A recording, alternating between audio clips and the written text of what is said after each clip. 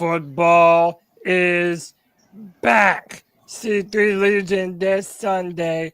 The Carolina Panthers opened their season on the road against the Jacksonville Jaguars like they have done 2 other times in their history.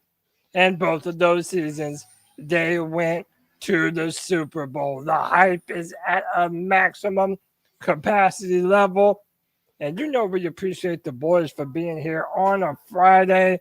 Shout out to the C3 Legion. If you would like to join the chat and be a part of the conversation we're going to have here tonight, click that link that I have pinned to the top of the YouTube and the Facebook chat. We appreciate each and every single one of you for being a part of the C3 Panthers podcast every Friday night. And there's football tonight, boys. The Kansas City Chiefs are in Brazil, Sao Paulo, taking on the Los Angeles Chargers. Of course, we'll be watching, but we're going to be talking Panther football. And you know I'm going to do it with the honorary members of the C3 Legion. First up is Panther Pickle back on the free-for-all pick. What up? Humbug. I've been in a bad mood all week. Uh-oh. A while ago, Cole told me to cheer up, Buttercup. Cole, shut the hell up. Hey! Look at Panther Pickle already being screwed. We're going to have to be the ghost of Christmas past, present, and future to cheer him up for some Panther football. You know what I'm saying? So don't worry. Everything will be all right because Panther football is on the way. Next up, you know we have the man himself. The man, the myth, the legend. It's Diesel Skills back on the free-for-all. What's up, brother? What's good, C3? Ready for another Friday free-for-all. Excited. We're going into the first game of the season. The Carolina Panthers are still undefeated in 2025. Don't be down, little Panther Pickle. Everything will be just fine. We are a growing and developing team, and these guys got to go out here and prove it and make plays. That's the overarching theme to this entire season. It is Cam Newton. It is. But I'm ready to roll, Cody. Let's have a great free-for-all. Let's do it, brother. Next up, you know we got my man, Wes Justin, in the building. Wes, what's up, boy? What's up, baby? How's everybody tonight? Baby, how you living, brother? Great. Been fucking crazy week, dude. Yes, sir. Crazy week. I'm in a great mood. Pickle, cheer up, bro. It's Panther football time, man. Yeah, there we Football go. time, man. Football, baby. Let's get it. You need an awkward hug? I got you. Yes, sir. Hey, man, last night was a spitting good time watching the season opener with the Cowboys and the Eagles. I'm sure we'll talk about that at some point, but let me continue to welcome this wonderful guest in here. Next up, you know we got my man Cole in the building. Cole, what's up, boy? What's going on, Cody? Unlike Panther Pickle, I am literally on the highway to positivity right now to give me some McDonald's French fries. I'm on my Chad Johnson shit. We're about to have a beautiful evening, my friend. Yes, sir. Next up, you know we got my bro. Always happy to have him on the free-for-all. We got Poppin' in the building. What's up, dude? What's good with y'all, man? Yes, sir. And you got the cam up today. What's up? It's a good day, bro. How you feeling? I wish y'all could see what I'm pulling, man. I'm pulling like a pedestrian Hummer. It's an army tank Hummer, like from the army. I don't know if I can show you from my but it's like it's on my heavy duty equipment load. Oh damn, bro! You're getting a Hummer behind your car? Yeah, I'm pulling on a trailer, a two-car trailer. But the Hummer's right there. Bro. Yeah. It's all steel, bro. This shit's crazy, bro. It doesn't even have gears. Like, you got to turn a knob to crank it, and then you got, like, your little gearbox. But that's it. Like, it don't have, like, a switch. Like, it's just a switch to turn the car on. It's wild, bro. Yeah, all steel. It's wild, bro. Well, hey, man, while you're cruising in that clean-ass ride, bro, we're going to have a conversation about these Carolina Panthers. I want everybody to hit that like button, hit that subscribe button, hit that notification bell for every single time the C3 Panthers podcast goes live. I know Pickle wants to interrupt me. Go ahead, Pickle. Yeah, I just want to say it's nothing about C3 even. Shout out this YouTube show, y'all. Cam Newton is co-host Yeah, let me throw that at up. the game. Tyrone Matthews, Derek Carr, and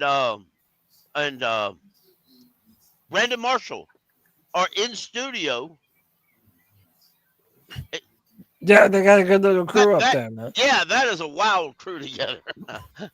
Well, hey, man, like I said, hit the like, hit the subscribe, hit the notification bell. But, boys, let's jump right into it.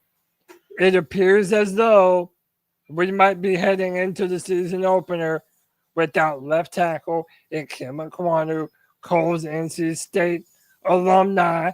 So we're going to jump right Shout into out this, Ikem. boys. How do y'all feel this changes the outcome of the game on Sunday, if at all?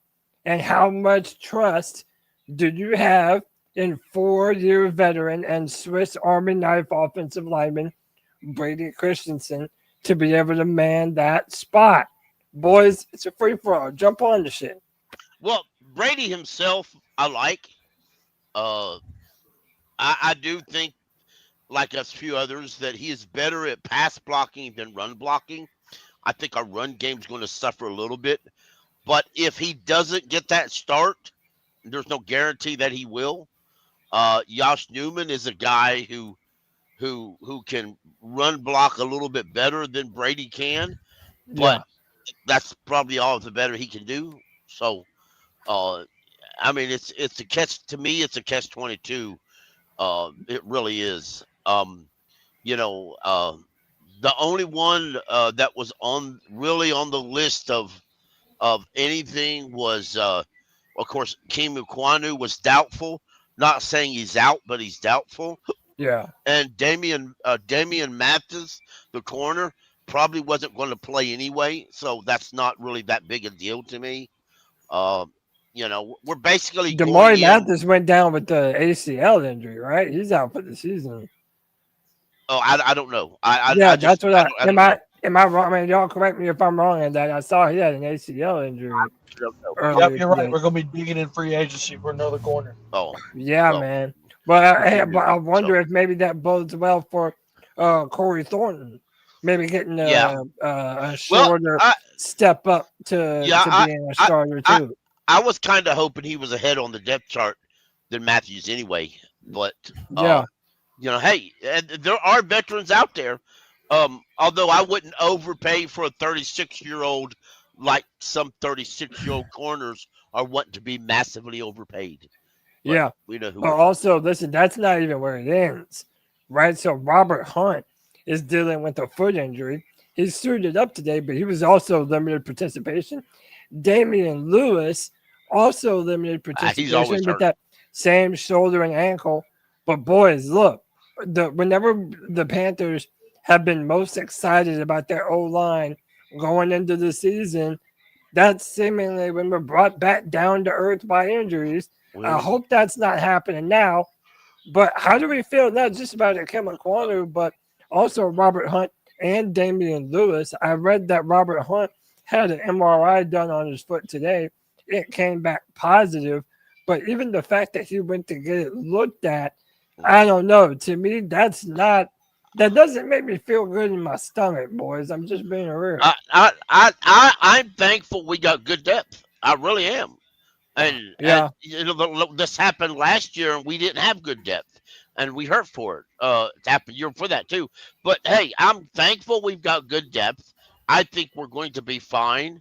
I really do. I think our offensive line is going to be fine, maybe with the exception of left tackle.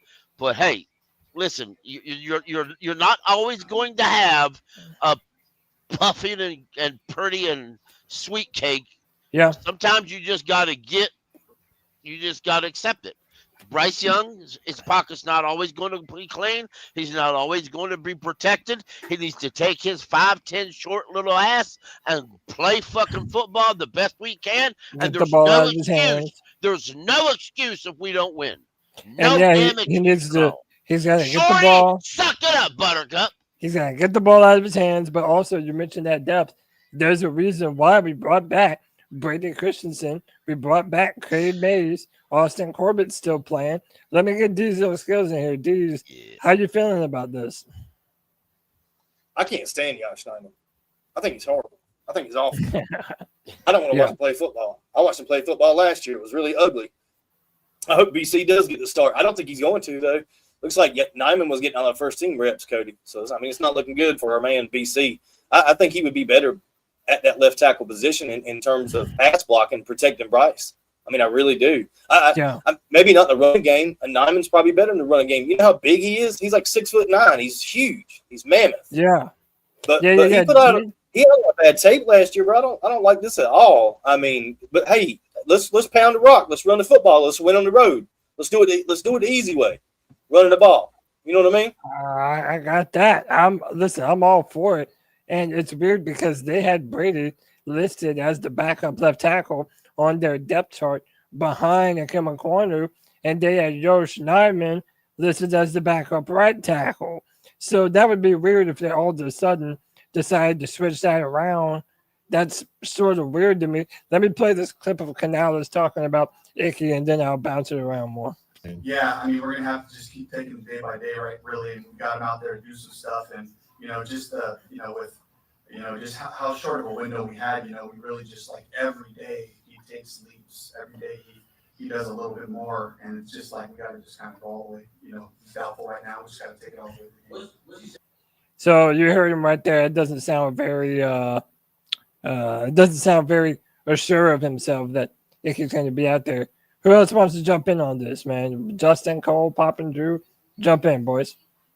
Yeah, I'll jump in. To me, it's like I want to say it's a non-factor, but you're losing the weakest point on your offensive line to still be the weakest point on the offensive line. So it's not like I think it's kind of telling if they go with Christensen or if they go with Nijman that if they go with Christensen, they might try to be more balanced. I think if they go with Josh, it's going to end up being run-heavy scheme for the day. I think that's their plan on that. If they run him, I think they're just gonna. That's them signaling. I think that they're gonna try to run the rock more than pass it. Yeah, that's interesting too. Maybe depending on who they play, tell us about what we want to do. But then I saw Anthony was in the chat. Shout out Anthony. He's maintained for a long time that even though Dave Canales talks about wanting to run the football, ultimately we end up slinging that thing. So maybe that does bode well for Brady Christiansen to be in there. It's a tough test, man. The Jacksonville Jaguars have former first-round pick Trevon Walker. They also have Josh Hines Allen, drafted the same year as Brian Burns. He had, I believe, 10.5 sacks last year for the Jaguars. I mean, this is not a great time to lose your starting left tackle. Right, and let's be fair. And, if there's any Jag fans and you get offended, well, like I said, I've been in a bad mood. If you get offended, big fucking deal, Buttercup. Stick a corn cob up your pipe and get unoffended. Basically, let's be real here. The Jaguars sucked dirt last year. Okay? I mean, they just did. The Jaguars sucked dirt dick last year. Okay? They were slightly better than us. By a pinhole slightly. Right? Their number one drafted quarterbacks he you know what? Bryce Young's probably better than him, and that's saying a lot for a little shorty. I'm just not impressed by the Jacksonville. Their superstar first round pick that everybody loves is on a snap count, for God's sake. Because he's so great, they're going to pay him 2 different starting roles, and he's on a snap count. So wear him out early, and then he's rides the bench the rest of the day. Yeah. And about the offensive line, Cody, I tell you what, someday, maybe not today, but someday we all need to have a serious conversation of why Damian Lewis can't stay healthy for one offseason. Why every single year he's been there, there's been issues with an injury related to him. Every single year. He came here in free agency and was hurt. And he's been that way pretty much every day since. Now, he's a great left guard, don't get me wrong, but we're paying him a lot of money to ride that injury list all the time. Well, to me, as long as he's ready to go during game time on Sundays, to me, that's what matters. But I'm going to tell y'all honestly, it's not a good look if we're going to be missing potentially, which, by the way, it seems like Ikem Ekwonu is going to be the one who's most doubtful. I don't really think that we're going to have a problem with Lewis or Robert Hunt, but this would be something to keep an eye on. Let me get Cole in here. Cole, hey, that's your boy, bro. That's the Wolfpack alumni. Are you worried? Does that change the outcome of this game if Ikem Ekwonu isn't playing on the left? Cody, it shouldn't, because I would like to believe that our play caller can scheme around that shit. A couple speakers ago, he said it perfectly. It's probably going to be a run-centric offense, maybe the first game, just kind of keep everything under control. But I'm not underestimating that Bryce mixing in some play action and throwing the deep ball to Coker, who's not playing, Xavier, and Nalo. So, and then I still believe, I think the wildest take you're going to hear on this show all night, I think Bryson Tremaine is getting a touchdown on Sunday, and I can't explain why. Damn. All right. Maybe that cat told you that Bryson Tremaine's getting a touchy. I believe him. He speaks with conviction. He did. Yeah. I heard him just now. He's believing his shit. Man, Pop and jump in on this, bro. So yeah, it's unfortunate that, you know what I'm saying, we have, you know, our left tackle banged up and our left guard banged up. But the good thing about it is that, you know what I mean, if the coach is smart, you know, he will go to 11, 12, or 13 personnel, which can consume up, you know, a 2 tight end set to help out with Christensen or Josh Nyman, who I cannot stand. Or maybe he wants to do a double running backs where he's giving an extra block and maybe put somebody in the slot, preferably Rico, because he can catch out the backfield if Bryce needs to dump it off. I mean, those are things that you're going to have to do to scheme and threaten the defense a little bit in case, you know, they get a little sporadic and try to penetrate the O-line. I mean, this just might have to be a ground pound type of game, but you just have to go about it a different way. I mean, you got one really good blocker, one injured blocker tight end. We just picked up old buddy from Notre Dame. Did he go to Notre Dame? Yeah, Mitchell Evans. Mitchell Evans. I mean, he's an excellent blocker. He has the size. He can do it. That's another advantage is that we have bigger wide receivers. They're gonna have to get their hands dirty. They're gonna have to get out here and push some people around, manhandle. They don't have the biggest wide receivers in the world, so I'm not worried about them being physical. I mean, they don't have the biggest corners in the world, so I don't think they can out physical us, you know, but we have to be more physical with them. And that's what I would do. I would really line it up and punch them in the face. Yeah, I mean, I love the idea of running the ball down their throat. Like, that's what I want to do, and that's what Dave Canales says that we're going to be. That we're going to be that run-first football team that isn't scared to do what it needs to do, running the ball. I mean, that's what he says he wants the identity of this offense to be, you know, and I think that this is the time that he shows that. However, you're going to have to get the ball into the hands of your wide receivers. Now, I do love the skill set that Teteroa McMillan, T-Mac, whatever you want to call him, that he brings to this.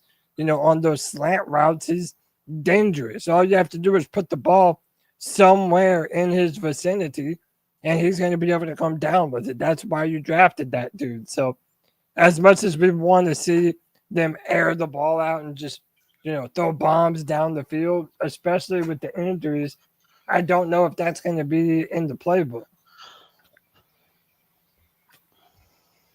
Yeah, I agree. I mean, you know, first off, you got to soften up that defense. So, I mean, if it was me calling the plays, I mean, I would go out there with a 2 tight end set. I mean, why not? You have one tight end that can go up the seam. You got another one that can.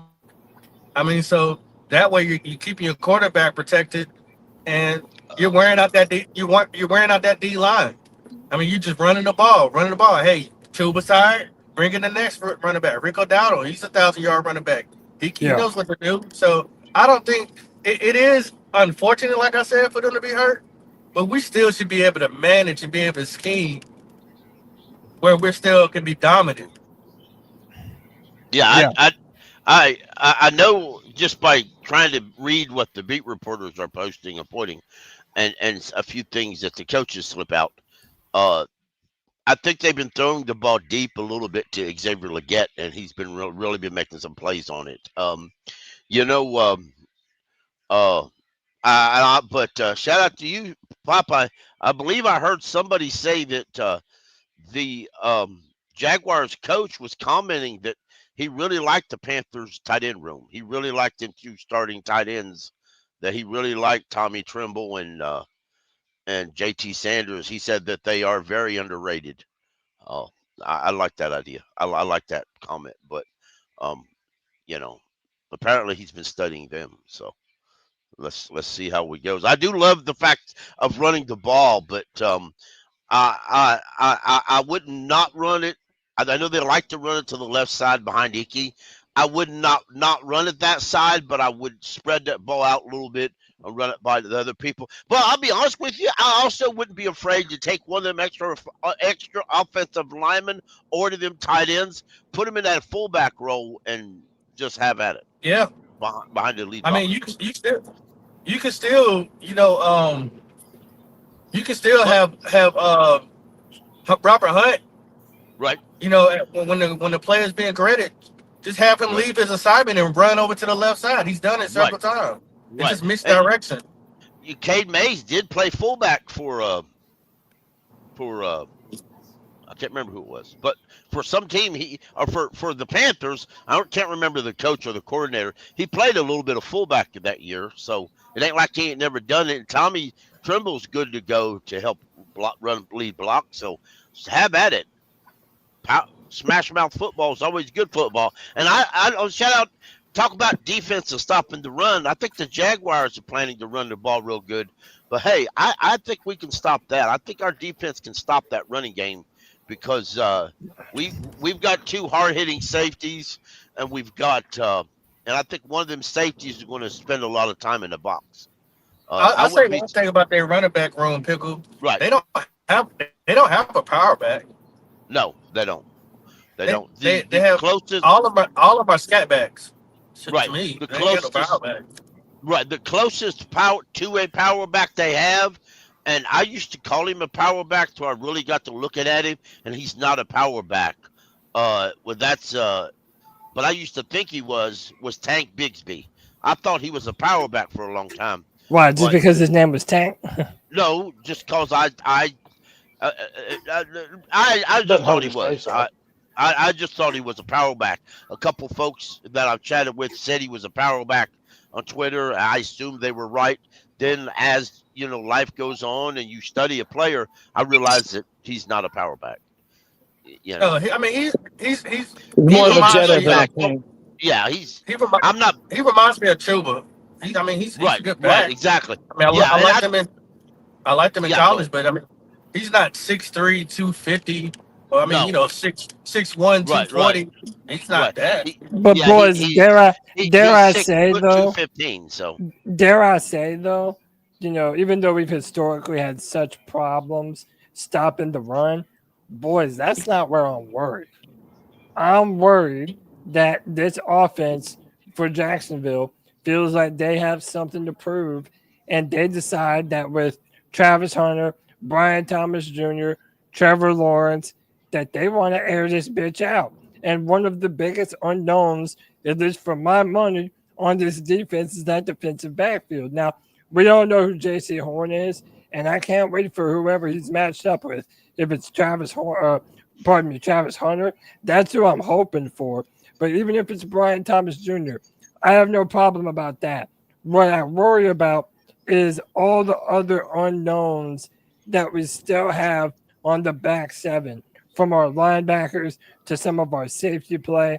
Even Mike Jackson, who's been sort of hot and cold.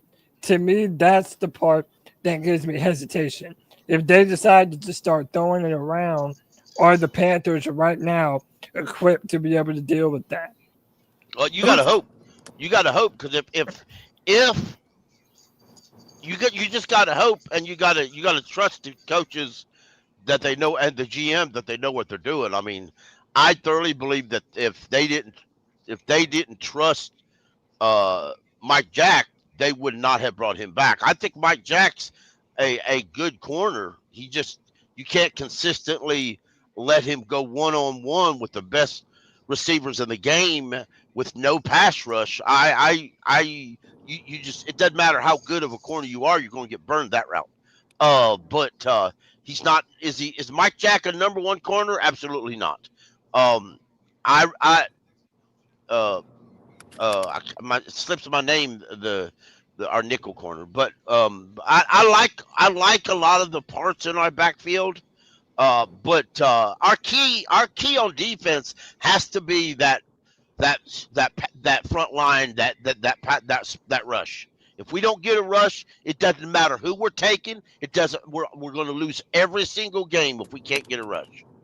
That's just fact of it to me. I think the most interesting part of this game is going to be it's like weakness upon weakness. Like, Jacksonville was a terrible interior offensive line, so they're bad at running and bad at protecting the quarterback. And we were bad at stopping the run, bad at rushing the quarterback. So it's going to be a game to see who had their plan in the offseason, who was more effective. Did we come up with better? I think we'll be better just by proxy of having Derek Brown back.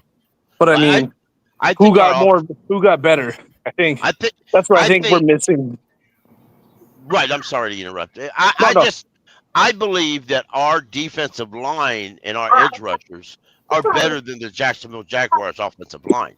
I truly believe that. But that's what Broadway Joe says. He says you should only worry about the pass rush. So is it a net positive, even with some of the new guys that we have on the defensive line? And by the way, not everyone's new, but I mean, when you look at Pat Jones, A'Shawn Robinson, and Turk Wharton, even though A'Shawn's been here for a while, I feel like we haven't depended on him as much as we're planning to this year. Now, don't get me wrong, A'Shawn Robinson is a large human being, but how do all of these new pieces come together, and how quickly do they generate that pass rush? Wanham being healthy to start the season, having a whole offseason healthy, it can make a difference too. And it really comes down to Evero. I think you're going to see a lot of 2-5. I think we're going to see the basic 3-4. Because after looking at the depth chart and how they got people lined up, to me, I think they're going to do a lot of zone, a lot of 4-2-5. I think Trevor Lawrence is going to throw 2 picks in this game.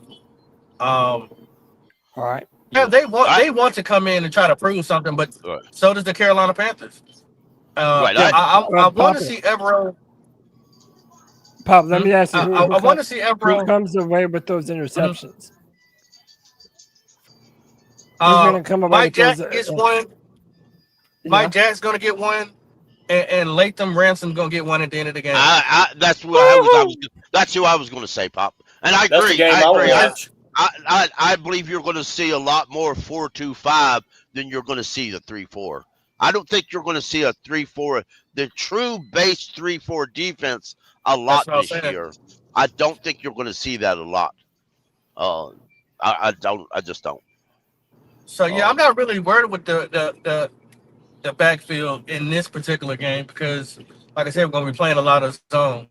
If the safeties give Mike Jack some help, I mean, I don't know if Travis Hunter is going to start off his first game balling. I mean, because he's going to have a lot on his plate to try to digest in the game. I mean, especially if he's going to play defense as well. But I mean, that being said, I mean, if the safeties crash down on one of those bad plays, I mean, welcome to the NFL.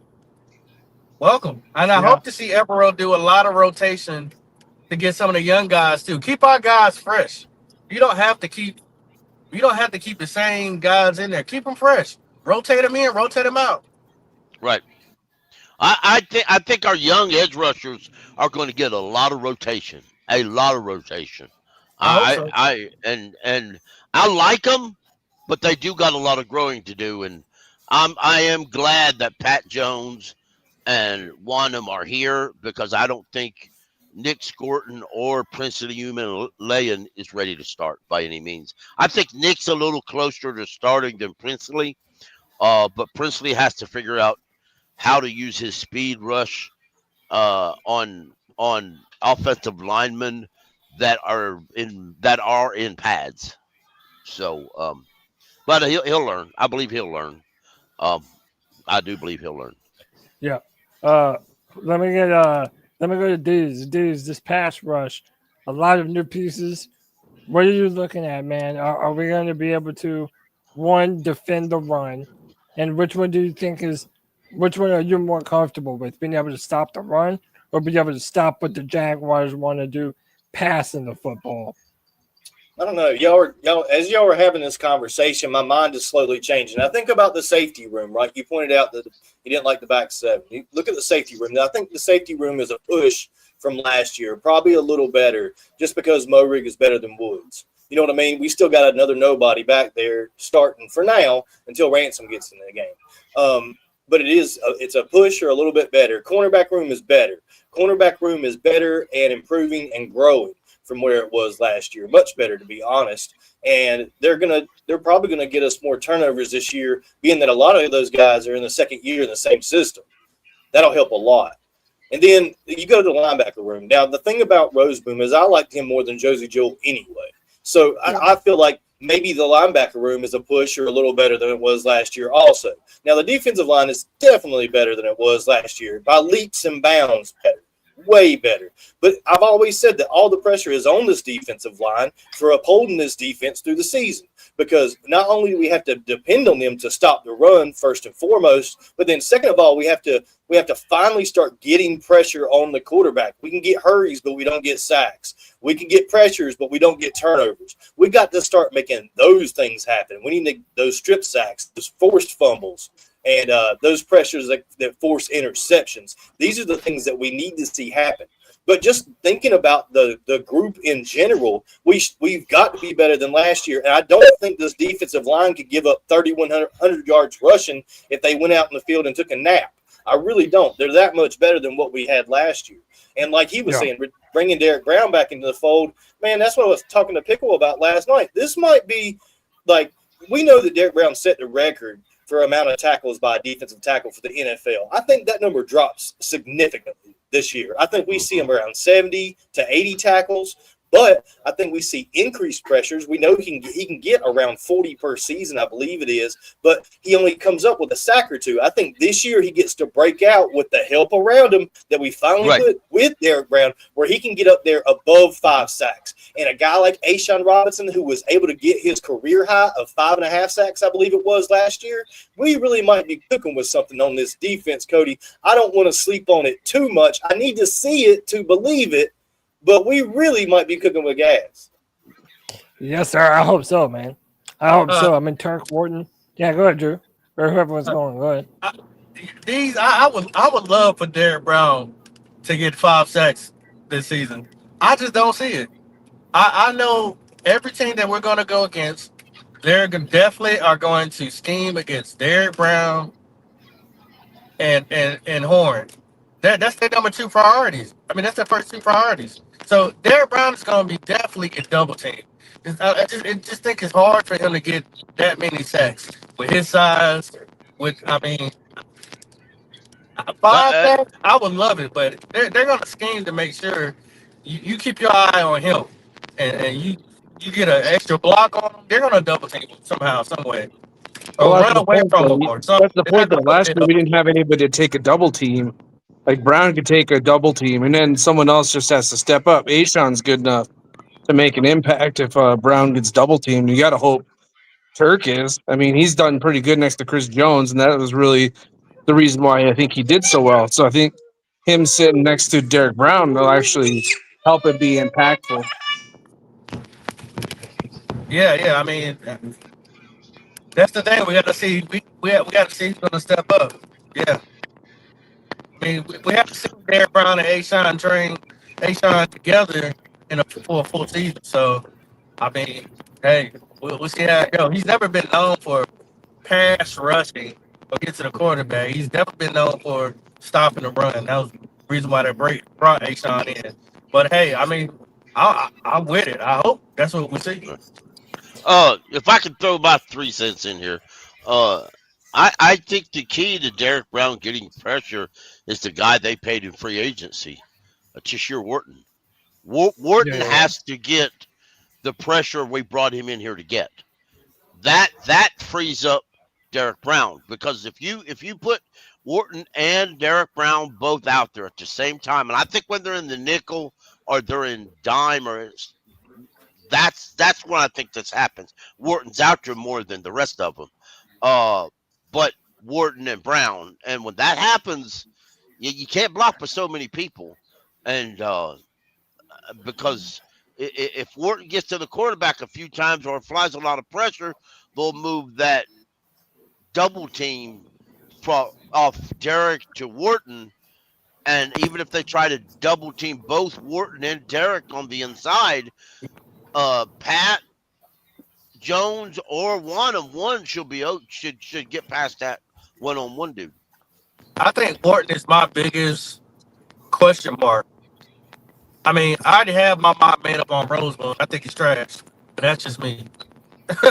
but yeah, I hope not, bro. He's a starter this year, bro. Well, I mean, he might be a starter, but he's good. I feel about him like I feel about Big Scott. That's another reason why I'm just I'm not sold on the defense until I see it. Because look, I'm a big fan of Trevin Wallace. I think Trevin Wallace is a thumper, but he's not the Mike. He's not going to have the green dot. They did not intend Roseboom to be a starter this year, and yet he is. So if we're not able to generate a pass rush, which I do think that we will, if they decide to lean on us and run the football, I'm not necessarily so confident with our linebackers on the second level yet. Cody, I've been yelling that since before we did the draft. I wanted a linebacker. Like, we needed to get a linebacker somewhere. I did too. And I mean, maybe Bam's got to turn into something eventually, but he's not there yet. I don't like Sherilis. He's not there yet. We needed a middle linebacker. I don't understand why we didn't get one in the draft. It didn't have to be a first round pick, but that was something that we've been screaming, me and other people, for like 3 years now. And I do not like the linebacker room. And if we once we go against a quarterback, like a good quarterback, they're gonna dice us up in the middle of the field. Well, but let me comment on what JD said in the chat. He says, not true, Cody. They knew Josie was dealing with the concussion. But yet, I really do think, JD, that it took them by surprise when Josie Jewell said, hey, man, I'm not good enough to even play. Like, maybe they knew that he might not come back early, but I don't think that they thought he was going to just be like, no, I'm not playing ball this year. Josie Jewell was an important part of what they were doing. And shout out to Nick Carbone of WCNC. I interviewed him 2 nights ago. He said the same thing. He said that he felt that them not having Josie Jewell really sort of kind of threw them in a blender where now they're having to depend on Roseboom in a larger way than they previously thought. Yeah, I think Roseboom was brought here to be the backup, but because of Josie's injury and issues, he had to step up and be the starter. I bet he's brought in to take Trevin's spot, really, to cycle those two. Roseboom. Well, I think Roseboom. I think Roseboom was brought here just to be that guy off the bench. Last year, Josie was dealing with injuries anyway, and Wallace had some injuries, and Roseboom was brought here just to be that third linebacker off the bench. Well, and Roseboom's no chump. Like he had a better year than all of our linebackers. Yeah, I like Roseboom, but I'm like Papa. I'm not happy with him starting, but there's nothing we can do about that. He's a league starter. He's just not a difference maker in that position. I believe that the medical staff that was fired cleared Josie Jules of all concussion symptoms. And when Ooh. Josie showed up for OTAs, he said, "Hey boys, I got a problem." And Yeah. boom, there you go. That old staff we That's had was when a they realized problem. it. I think if Dan knew going into free agency he wasn't going to have Josie, they would have sharply addressed that a lot better than Roseboom. Yeah, But let I me know that's my 2 cent GM thing is I wish we would have picked up Muma from the Jags when they cut him. I know that he was drafted by a previous, but I liked him coming out of college, and like I was yeah, so I was pretty I upset. know a lot of people did. And I A lot of messaged you people guys. did. But even all the years he spent with the Jags, he never showed anything related other than special teams. So sometimes us fans get carried away from college guys, and we fail to realize that they don't translate to an NFL roster. So Well, it happens a I lot too. think Just look at we had what's his butt that went to the man. I forgot his name already. Went to the Redskins, not the Redskins, the Commanders. Linebacker. I mean, he was a nobody from the Jets, and like you come in, it's scheme fit right, too makes a difference. You right, don't have to be a world beater, but like he could have been. right, I feel like it's worth a right, look. I mean, at worst, right, like you said, right. Pickle, he could have made our special Oh, team just as good. Like, right. what's the I don't. like, I wonder whatever happened to him. I think y'all got carried away on that Josie Jewell thing. Y'all need to think back to week 1 versus the Saints. He was falling all over the field. I know he Yeah, had a that's what I'm game where saying. he He's had not 2 like Joe interceptions. gonna Jew. I know it. Yeah, really, dude. It wasn't like he played that great last year. He wasn't even that good. We didn't lose anything by losing Josie. What are we holding That's what I on said. to? We're holding. That's what I'm trying to say. Is Roseboom's like head and shoulders above like what we have at linebacker, which I think I wish we would have got the other dude from the Raiders. Was it Spillane? That dude's a baller. I It's think. addition by subtraction is what it is. Yeah. Hey, let me bring in West Justin. West, how do you feel about this defense, man? You know, we're talking about how thin the linebacker core is, but we have people in the chat saying, remember, Roseboom got 100+ tackles last year. Is there any part of this defense that you're concerned about going into the Jaguars game? A lot less concerned this year than I was last year. I feel like we have a little bit more depth and a little bit more backup this year than last year because I don't know, it just feels different, man. I definitely got a little bit more trust in Roseboom than I did Jewel. Because, like I said in the last podcast, I like to see people hit. Right before that game started, I was like, I just want to see people hit and fucking get tackles. And Roseboom's good at that, right? Like, yeah. And whenever I was watching him play, he's kind of flying all over the place. No, he was. They just need to all get it together, man, and get in sync. But I got more, like I said, I got more of the confidence this year than last year, and that's good. A plus. That's all I'm looking for is improvement. I don't want us to go straight to the Super Bowl. Well, I mean, I do, but like, I chilled out a little bit on my expectations. So. Yeah. But what do you think? So let me ask you all this, right? So Bobby Brown III is listed behind Turk Wharton, but even I believe it was Joe Person put on Twitter, he's like they're going to have packages for all these guys to be in there and be involved. Is there a defensive difference maker that you guys identify on the defensive line that if they play well, it means we're having a really good game? Obviously, Derek Brown, right? That goes without saying. But who's the other player on this defensive line that if they have a good game, you're confident that the Panthers are coming away with the W? Both the rookies, bro. Cody, I'm going to say DJ Wanham. Yeah, Wanham. If he's like, if Wanham somehow get 2 sacks, that would be really big for us. Okay. Yeah, I agree with that. I think. Yeah, DJ, especially if he picks up what. Yeah, especially if he picks up what he did last year. I mean, DJ Wanham. I know Clowney led the team. Cody, I do. Yeah, but I think that Wanham, when he came back healthy last year, to me, he was the best pure pass rusher on the team. Yeah, he was getting pressure pretty consistently. Yeah, for me, it's Turk Wharton. When you hear people when they talk about it, because we were, as all us on this probably podcast, we were historically bad at defense last year. Like if we kept everything the same offensively and we were just average, if we were middle of the league on defense, I think you could probably tack on 3-4 more wins. And that's what always is kind of throwing me off with people's predictions for the season. I'm like, I guess it's an unknown with our defense, but just by having Brown and just the additions we made, I don't see how we could even possibly be worse if they stay healthy all season.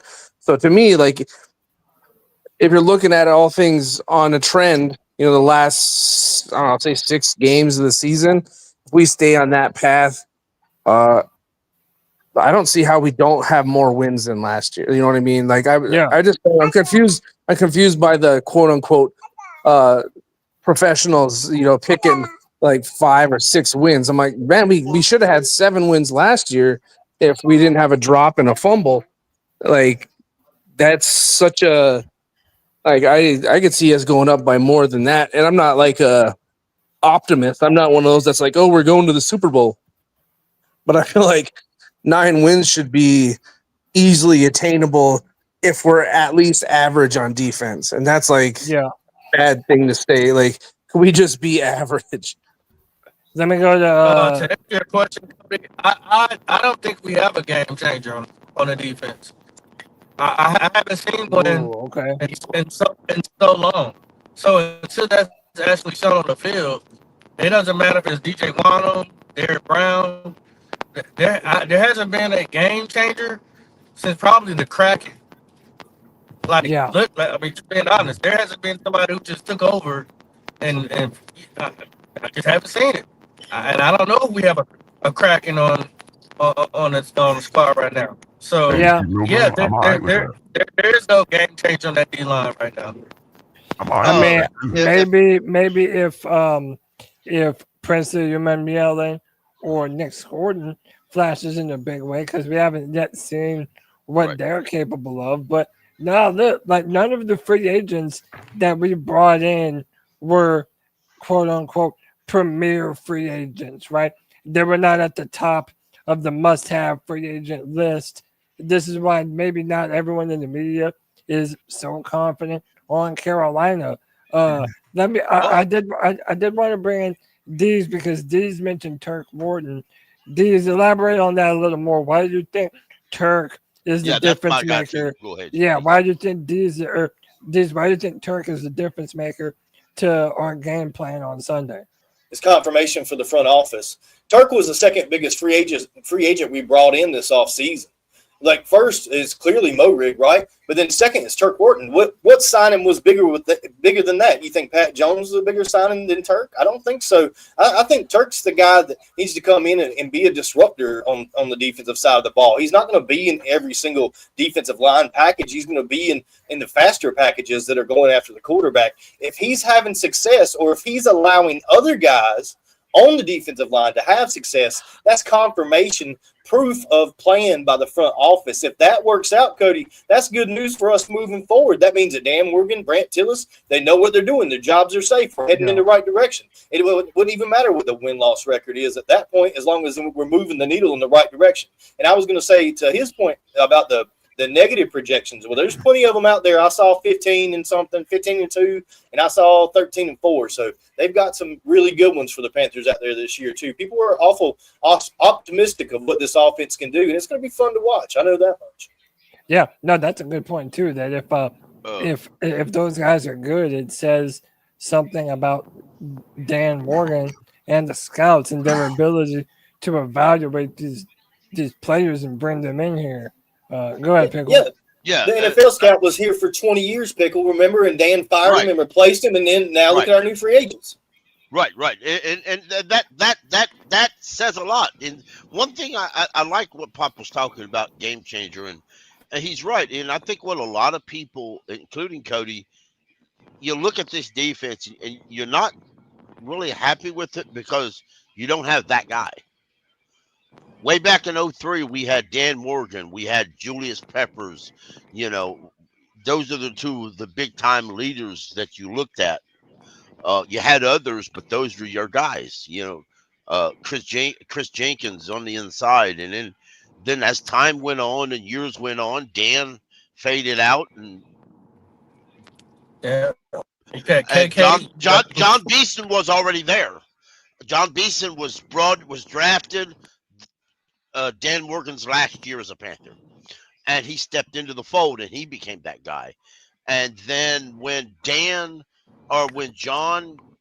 kind of was fading out, they drafted Luke, and Luke became that guy right along with Thomas Davis. And Thomas Davis was there for all three of them. You always had that guy at linebacker. We haven't had that guy at linebacker for several years since Luke retired, and by and large, they haven't worked to fill that spot. And I know a lot of NFL teams are viewing the inside linebacker as a dying breed, and I think that's massively unintelligent. I just do, and I Yeah, like think if you said, Pickle, you look at the Eagles, us like fans, right, well, yeah, and the Eagles draft better. But let's be real, that guy's had 25 years of screwing up. The Eagles GM hadn't been great for 25 years. He done a yeah, lot of screw no, ups yeah, I earlier in agree. his They just career, and gave they up that stuck money with on him. that. And they stuck with him to 25 years later. He knows what he's doing. Yeah, I'm just That's saying that how once they get a good linebacker, all of a sudden that defense went right. next level. And It's a weird lot of for it's luck. Carolina to have a linebacker. Right, a lot of it's luck. The Eagles signed a guy in the free agency last year, and they just wanted a special teamer. That's all they signed him for. And he exploded and become one of the best inside linebackers in the game right now. Fact. So, a lot of it's luck. That's kind of my point I was making with movement. That's what I'm saying. You don't know.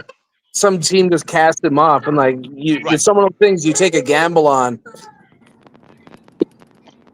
A lot of our issues though too is we're unsatisfied with the defensive system, and we've seen it bad for so long. It's hard for us to look at a piece and say he's going to fix it, because we think we think that the scheme is broke, and it don't matter who you put in, it's still going to be broke. And that's our issue as a mentality. That's my issue as a mentality, is because it doesn't. If I look at the Panthers defense, no matter how much I like these guys on it, I can't look at the way Ivero runs it and say it's going to be a success. I can't do that. I can pretend. I can look at that defense and say, now, if they run a 4-2-5 and they use this guy over here, and this guy actually plays more than this guy, then I can talk myself into this defense will be pretty good in this other scheme. I can't look at Rivero's scheme and the personnel and say it's great, it's going to be all right. I can't do it. I want to do it. I can't do it. I can say that our offense is going to have to carry this Yeah, and defense. I We're just going to have to outscore everybody. just to add on to what you're saying, like I would love if Wano, like he actually has a lot of pressure on him because he Right. was an extension. He needs to come out playing like he has icy hot on his balls. You know what I mean? Like Right. he wants more money, and I think he has the potential to do it. I mean, which also has me worried. You know, is Evero going to do any type of adjustments? After the halftime, or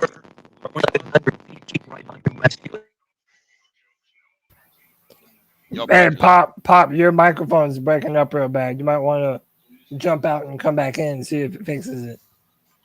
But I mean, one thing I'll say real quick, and then um, I listened to XM radio, and Bill Polian said on there. He said, talking about last year, he said that defense was not a professional defense. He said it wasn't. If they would No, it have was had, not. he said, if they would have had a semi-professional defense, they would have made the playoffs. That's what Bill Polian said, and I really trust Bill Polian's opinion. Uh, but Bill Polian likes his current team, and he loves the offense, and he says we could get down the road, we can get somewhere. Bill Polian would not have traded Adam Thielen, but he understands the Dan's mentality, because if you believe that that you have a problem growing, the best way to do is nip that in the bud immediately. But he said he likes the pieces the Panthers have anyway on offense and defense, but he's not he says this year the Panthers season, good or bad, will rest on the coordinators. Can the offensive coordinator maximize and over maximize the Panthers offense? And can the Panthers defensive coordinator improve to the world that he didn't master the worst defense in the NFL? And anyway, good luck to the Panthers. Yeah, I mean, it'll be interesting to me. That's where the game is won or lost. If the Panthers are able to rush the passer, if we're able to stop the run, to me, if we're able to do those two things first and foremost, I think we have a chance. But let me ask y'all this, right? So I'm going to be at the bank this year. Some of y'all might also be. Are y'all going to be getting an Xavier Legette raccoon burger? Ready? You slice that chop. I got you. Straight out the smoke. I got the brisket I ready. doubt it. It's just beef. It's not raccoon. They cannot legally sell raccoon. They only call it a raccoon because the color of the bread. Plain Jane, everything. No onion, no bell peppers, no tomatoes. Little South Carolina Dijon vinaigrette. Y'all make your comment. I'm not too much interested. Y'all make your comment. Oh yeah, that's pretty good. I really thought it was gonna be like the coleslaw with the white sauce on. Yeah, it ain't bad. Yeah, see the way he said that Can I makes me use, want to can I try use it. that? Yeah, pretty good. Turn that on Makes up. me want to try it. Yes, sir. Yes, sir. Hold on, I can't forget the sauce. Close it up.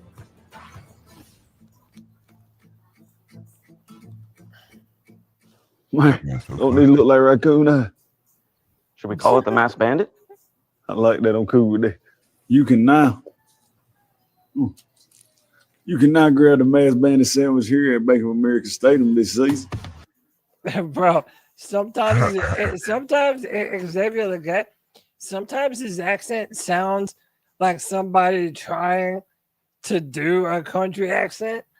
Like some of the words are so country, it's like it don't even sound country to me. It just sounds like somebody trying to do a country accent. Now, let me not question the authenticity, but bro, my man XL is everywhere. And listen, I know Tetaroa, he's the first round pick. He's the guy that everybody's expecting a ton out of. But after last year, am I wrong in believing that there is more pressure on Xavier Legette than maybe anyone in our receiving core? Am I wrong for saying that? I don't think there's more pressure. I think that he feels better about this year. I think the pressure is actually on T-Mac.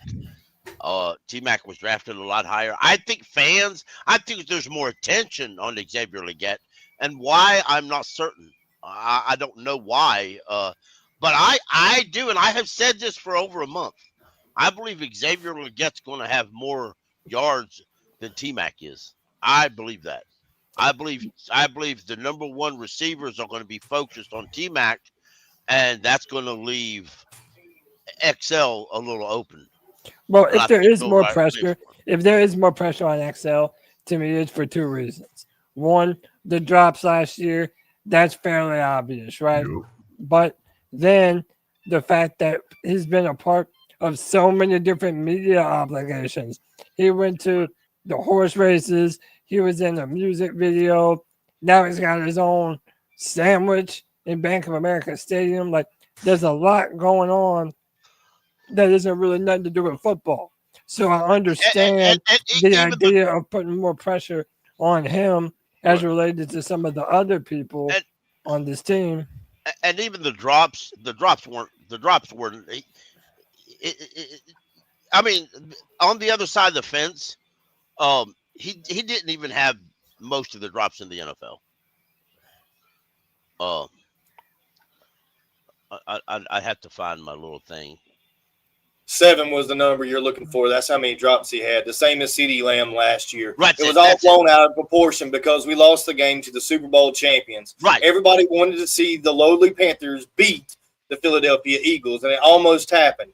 XL caught the ball that Bryce threw out of the end zone after getting his sleeve ripped off. He was still a big part of that almost happening.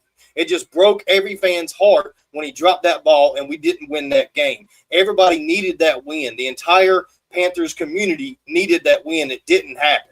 And that's why there's been so much cast on him. But the guy has a great personality, a great smile. He's fun to be around.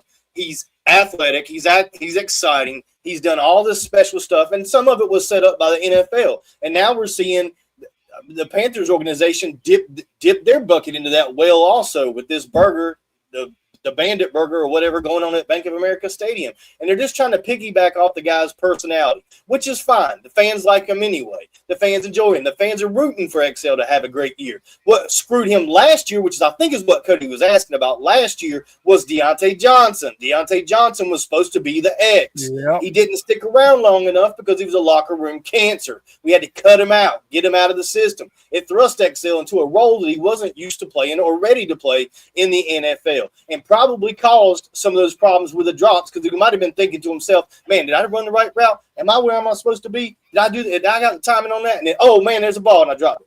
So, I think that has a lot to do with it. We got to give the guy some grace. We got to give him some room to grow. Do the Panthers bust second-round picks? Yeah, all the time. But this is a different coaching staff. This is an offensive coaching staff. This is a guy that a lot of these guys have been wide receivers coaches before. They're going to coach him up. He's going to be okay. I wouldn't sweat it. I think he's going to have a good year, Cody, as long as he can stay healthy. Because I tell you right now, with Coker out, we need XL to stay healthy. Yeah, we damn sure do. Go ahead, Justin. Justin, I got you in here.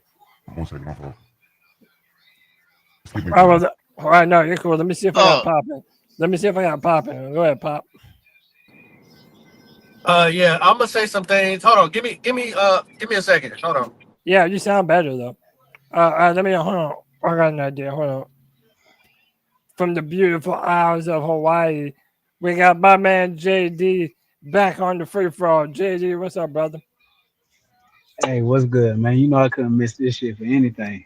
I know, brother. We're happy to have you, man. Talk about Xavier Legette, man. Am I wrong to say that he has more pressure on him than any other wide receiver in this room right now? I mean, to begin with, I think that you're adding pressure to Legette because you're a Clemson fan, but we ain't gonna talk about that right now. Come on now. Come on now. Of course, Legette got pressure on him, man. Like, I forgot, I didn't catch the person's name in the chat before I hopped in, but someone said in the chat that with the off season that Legette's had and everything, Legette is very self-aware. Like he spoke about it last year. The drops, those are problems. Those are things that he needs to fix. He needs to clean up, and he himself, I mean, speaking to the media, taking ownership of it. He shows that he's self-aware, that he's not too full of himself. He hasn't arrived just yet.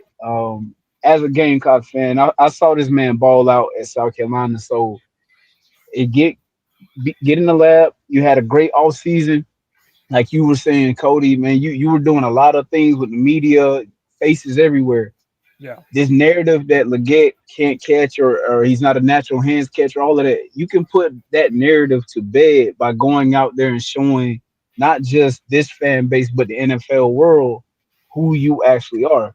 I think I can't recall who it was who said it, but last year with Deontay Johnson moving the way that he moved, and side note, it pisses me off to watch people shoot themselves in the foot. Like, it bothers me deeply when I see somebody like, you could have success if you just kept your mouth shut. You could have success if you kept doing the thing that you needed to do, but for whatever reason, you got it in your head that you needed to. So all of that happening, I believe XL started to overthink the process. Again, he didn't have an issue with catching the ball in college. I don't give a damn how he catches it, with his hands, with his teeth, with his damn pinky toes. Just come down with the ball. Like everything I said yesterday on the like you guys had the chat room going. It might be a hot take, but I really do believe that of all the receivers we have, Excel has the potential to be the most, like, the one that teams have to be aware of. Not saying that McMillan can't become a threat or he won't. It's just Excel's combination of size, speed. So long as he secures the catch, he's able to put all of that on display, and he becomes a problem that you can put your number one corner on him. But then now, do you really want your number two guy covering McMillan? Because now he can wake up. He's a rookie. That's what I expect out of Excel this season. Force opposing teams to put their best cover guy on you. Allow McMillan to become what we expect McMillan to be. It's Yeah. it's pressure on him for certain. But I feel like he has the right combination of mindset, drive, and opportunity. Let's not forget the situation he's in. Second year in the same system, same quarterback, head coach. You should be. I said this a few weeks back. I talked.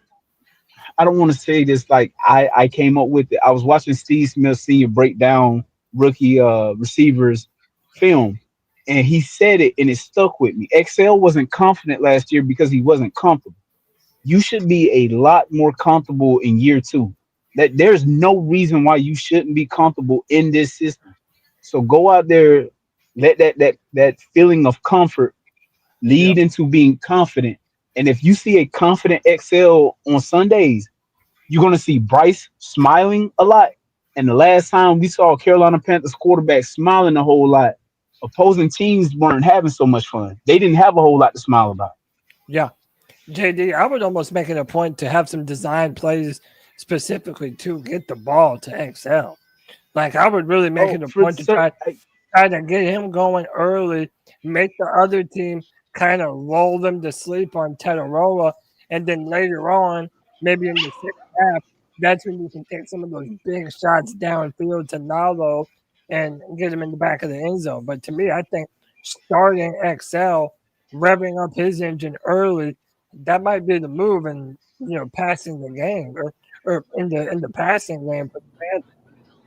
I'm back, Cody. And it can be simple, or like you were saying, Cody, it can be very simple. It could jet sweeps, send him on drag routes, pitch and catch type things to get him again. Excel's game, or what I want to see Excel doing this year, be what you were in college. Be that big play waiting to happen. Be that guy that Bryce could dump the ball off to 3 yard, 5 yard past the line of scrimmage. And because the corner couldn't keep up with you off the line, and now he's at a poor angle to tackle you, you can turn upfield and show people that 4-3, that giddy up, that shit is there for real. Like you said, that takes a lot of pressure off the rookie. So now teams start to go to sleep a little bit on McMillan. I think that if you watch McMillan in college, what he is, he will be that, whether it's the first quarter, whether it's the fourth quarter. So like you said, get Excel's engine running, because you can always go to McMillan and trust those hands, stick them, magnets. The ball comes near him, he's bringing it in. Yeah. Hey, man, listen, at FanFest, Bryce threw him a pass across the middle, and XL took that shit to the house. So I'm feeling you on that middle of the field stuff.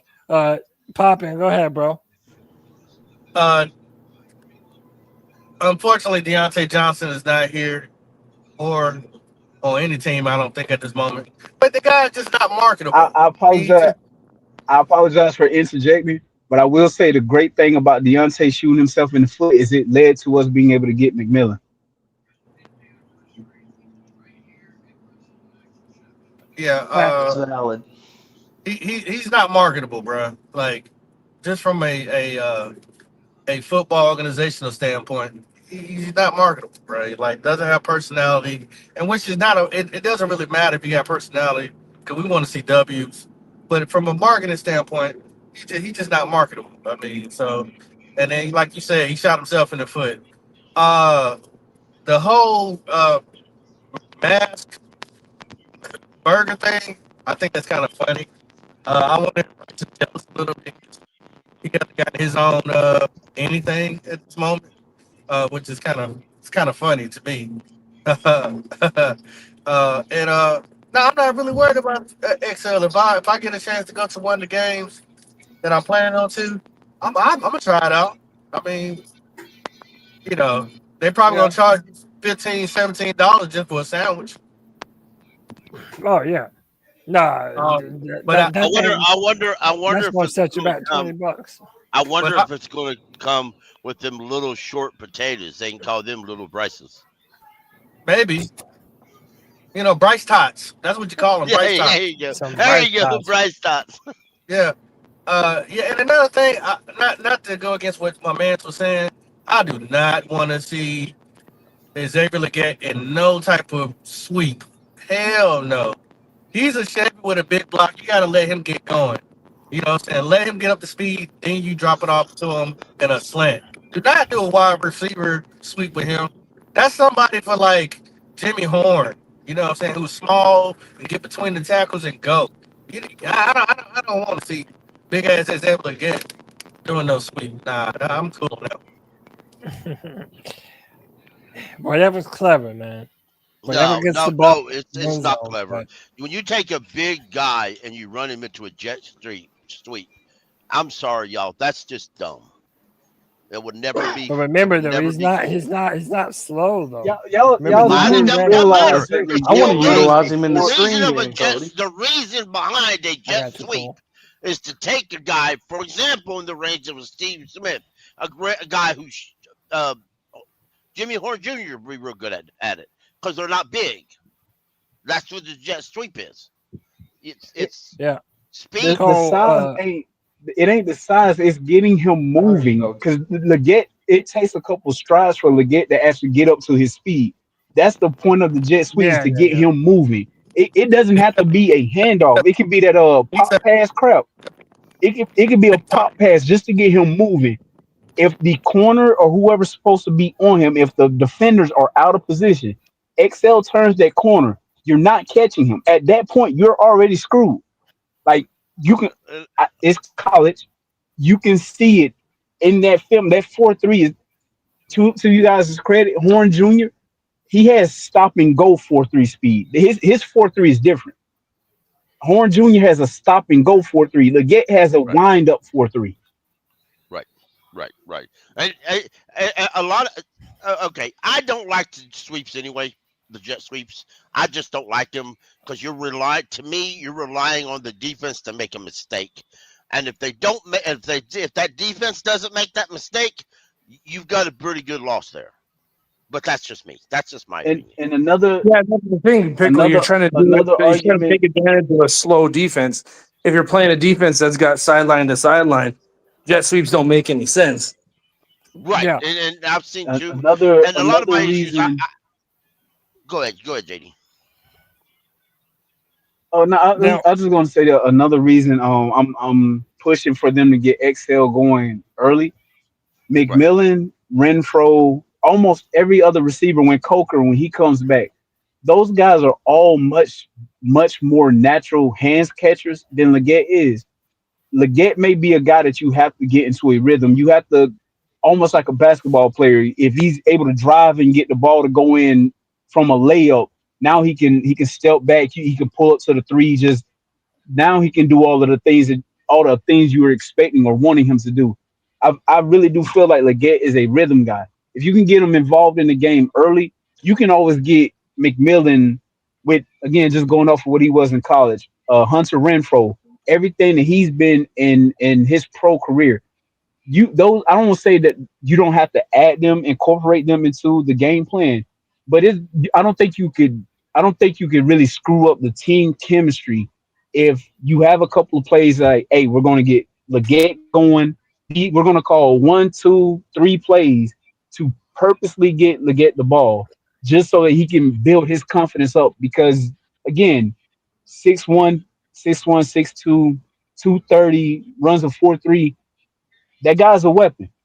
You don't want him to yeah. get in his head, and now Bryce is going to him at a different point in the game, and he's overthinking the process. Like, nah, you want him to be out there having fun. You want everyone out there on the field to be comfortable. You want them all to be confident. That's what the off season was for. Get everybody back together. Offensively, we're running it back with pretty much everyone. You add in McMillan. Honestly, a player that I don't think is going to get a lot of playing time immediately, that I'm excited to see when he does get playing time, is ETN.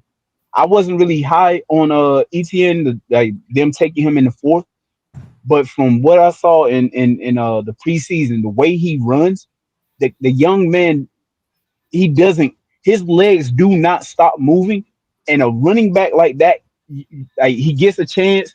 A game, Cuba's injured, nicked up, Rico's injured, he's nicked up or whatever. A running back that his legs never stop, they never quit. I think he had a run like that in the preseason where it looked like he was down and he puts his hand down, gets back up, and off to the races. Like ETN's another player that I'm really excited to see. I don't think he's going to get any shine immediately, like Horn Jr. I don't think those guys are going to get shine immediately, but there are a lot of reasons to be excited for this offense. He's going to have to work his way into the offense. Wait, hold on. I told Cole that he can go. Cole, go ahead. I think we saw I know it was just a scrimmage and fan fest, but it really put in perspective for me seeing Xavier Legette run his top end speed in person. I think he's got a hell of a lot of athleticism. His only problem is catching the damn ball, which I guess if you had a problem, hopefully that's correctable. I'm sure he's been hitting the jugs and doing what he has to do, but it is an important year for him. I don't think it'll be in terms of him being kicked off the team or anything like that, but he's trying to make sure he stays on the field and gets his reps. So it's going to be a very competitive room. I think he'll do just fine. And like Pickle always says, I think Nala will take the top off the defense. Maybe Excel does not get as much attention as you think he would, and he can dominate these number 2 and 3 cornerbacks. I would love to see that shit. Yeah, who y'all think gets more play? Jimmy Horn Jr. or Hunter Renfrow? I mean, I'm assuming Hunter. Hunter Renfrow. I think Jimmy Horn Jr. will be inactive for a few games early on. I think really do. I've said that for several weeks now. Real quick, I want to make an update, especially the fantasy owners. Xavier Worthy's right shoulder's been injured in the game, I guess by Travis Kelce. So Xavier Worthy is heading into the locker room. Ain't good. So, I didn't draft his little ass anyway. Yeah, man. I mean, this offense to me, between Chuba Hubbard and Rico Dowdle, to me, we better be able to run the ball against Jacksonville. Right. Like we said before, Canales continues to say that we want to be a run-first football team. They really need to, they need to prove that, man. We need to be able to dominate the run before any of the passing game gets off the ground. Right. But hey, man, before we go any further, a real quick word from our sponsor at Underdog Fantasy. Football is back, and Underdog is the place to play daily fantasy football sports. You can play anything, play football, hockey, all of that. But the NFL is starting on Thursday, Friday, and then the Panthers hit on Sunday. Playing Underdog is easy. Just pick whether your favorite players will go higher or lower on stats like touchdowns, receiving yards, interceptions. Get your picks right, and you could win up to 5,000 times your cash that you play. Look, I'm going to pull up Underdog right now and see what we could do here. If we just look at the opening night of football, you can get Saquon Barkley as an entry. Will he score a touchdown? He's at 0.5. All you got to do is pick higher or lower. The more players you pair with this, the more money you can make. Do you want Dak Prescott for 246.5 passing yards? My initial instinct is lower, but they have no running game there. And then you get Jalen Hurts, CeeDee Lamb. Will CeeDee Lamb have targets in this game? No running game. I like higher at 3.5 receptions. If he can get 4 catches in the first half, if you pair together those numbers, you're making big time money on your investment. Up to 2.7 or more. That's a flex pick. Look at this right now. The standard, if we get all 3 of those, higher or lower, you put in $10, you get over times your money. What you do is you download the app today. That's the Underdog app. But most importantly for us, if you're a fan of this podcast, you sign up with our promo code of C3P. That's C3P to score $50 in bonus funds when you play your first $5. That's promo code C3P. You must be 18 plus, 19 plus in Alabama and Nebraska, 19 plus in Colorado for some games, 21 plus in Arizona, Massachusetts, and Virginia, and present in a state where Underdog Fantasy operates. Terms apply. See assets.underdogfantasy.com/web/play and get terms _DFS_.html for details. Offer not valid Maryland, Michigan, Ohio, and Pennsylvania. Concerned with your play? Call 1-800-GAMBLER or visit www.ncpgambling.org. In New York, call the 24/7 Hope line at 1-877-8-HOPE-NY or text HOPE-NY. That's 467-369. Help us out. Make some money. It's football, baby. Thank you, Shout out to Underdog the professor. Fantasy. Yes, Tony sir. the man bun done. The man bun done. You know, hey, man, again, if y'all would like to help out the pod, Underdog Fantasy, download the app, promo code C3P to score $50 in bonus funds when you play your first $5. That's promo code C3P with a big Sunday coming up. Jump on it, man. Win y'all some money. Boys, is there anything else you want to talk about in relation to this matchup? Any last bits that you want to say about it? Panthers, Jaguars. If not, we're going to move on to the homework that I gave some of the boys before the chat. Is that time? I just want to say one thing. You know, let's give this Panthers team some grace. It's a pretty young team. They're trying to rebuild. We're doing things differently than we did in the past. We've never built this way before as the Carolina Panthers. Let's give them some time. Don't jump ship on them. If we do start slow, we may or we may not. We may lose a close game. I don't think we're going to get blown out. I don't think it's going to get crazy. It might not be as pretty as what we want to see and what we see in our minds, but do not give up on this team. This team has the ability to win. We saw it at the end of last season, Cody. That's all I had to say. Yes, sir. I have one question. I just say we can't have Bryce look like Bryce started the year last year. Like there's a difference between giving him time and this like a disaster. Like he said, if it's like one of those things where we look competent and it doesn't look like a shit show, then that's something you could build on. Yeah, no doubt. Go ahead, Pop. Are anybody concerned about Bobby Brown not starting as the nose tackle? No, I'm not at all. I don't. I think they're think gonna rotate them all. I think it's all going to be part of a rotation. I think, and I'm just throwing this out there, I think they purposely didn't set up the depth chart the way they plan to use the guys. I purposely believe that.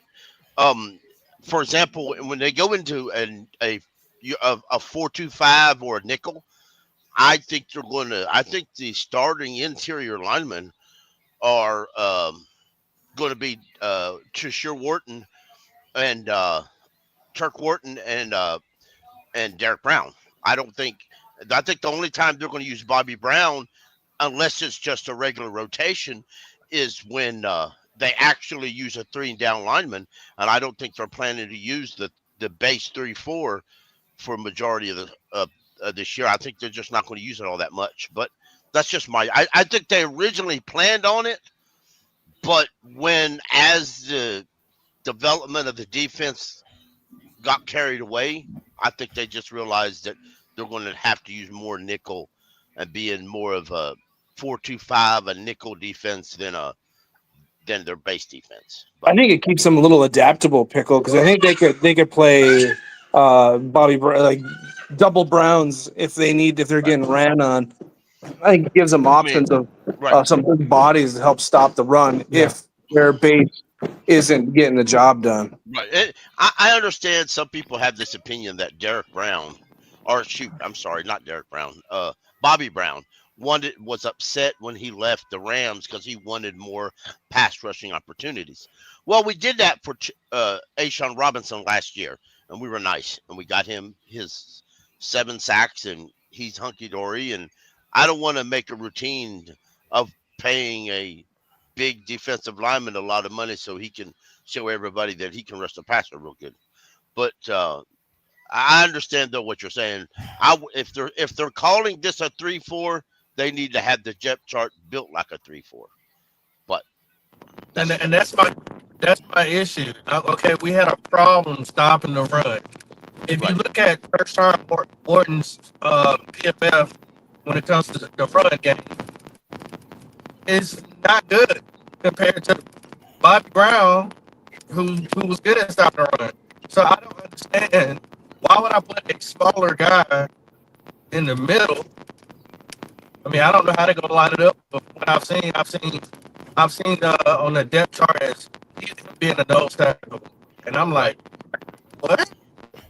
Yeah, he's really not built to be a nose tackle at all, which is why it was a bit confusing to me. But like I said, he was one of their priority free agents after Milton Williams failed to sign here. So I think that Bobby Brown, they are going to have packages specific for him to be that big, strong man in the middle.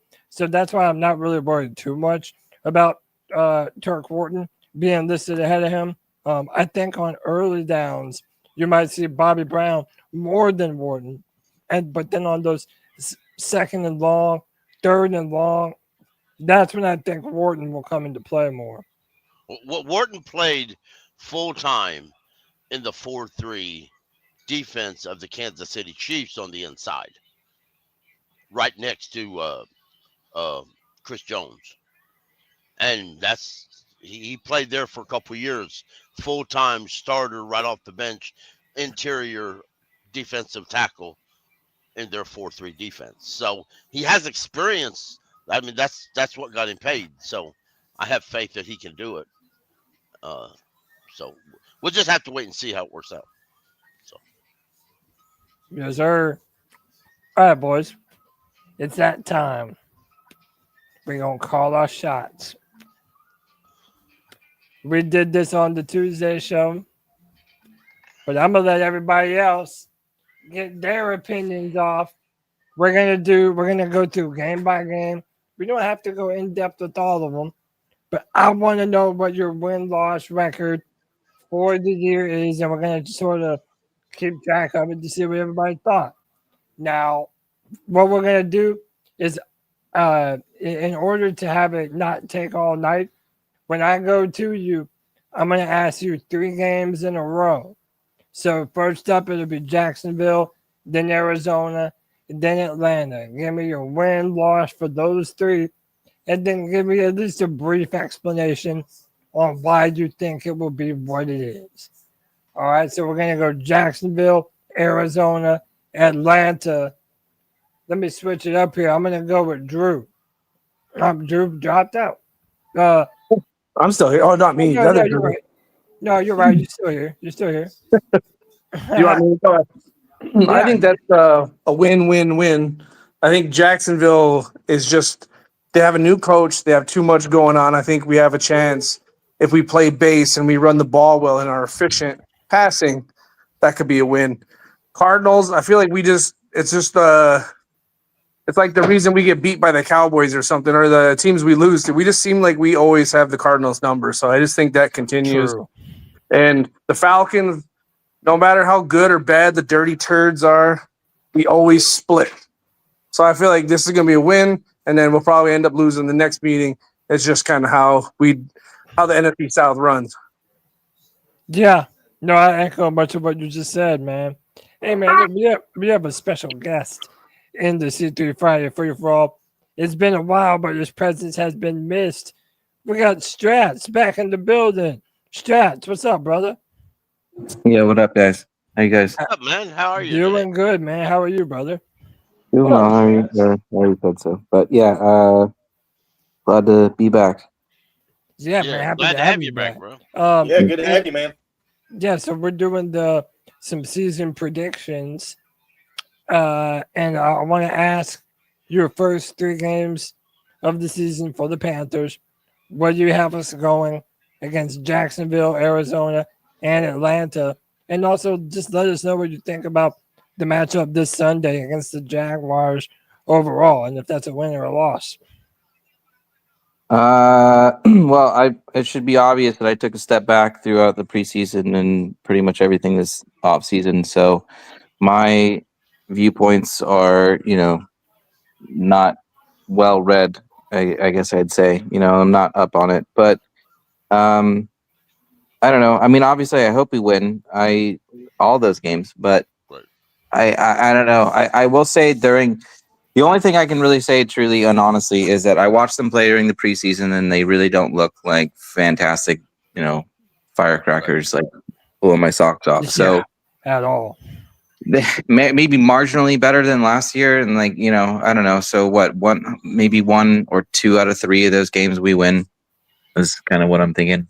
That's kind of best case scenario. So, okay. Can you tell me which ones you think?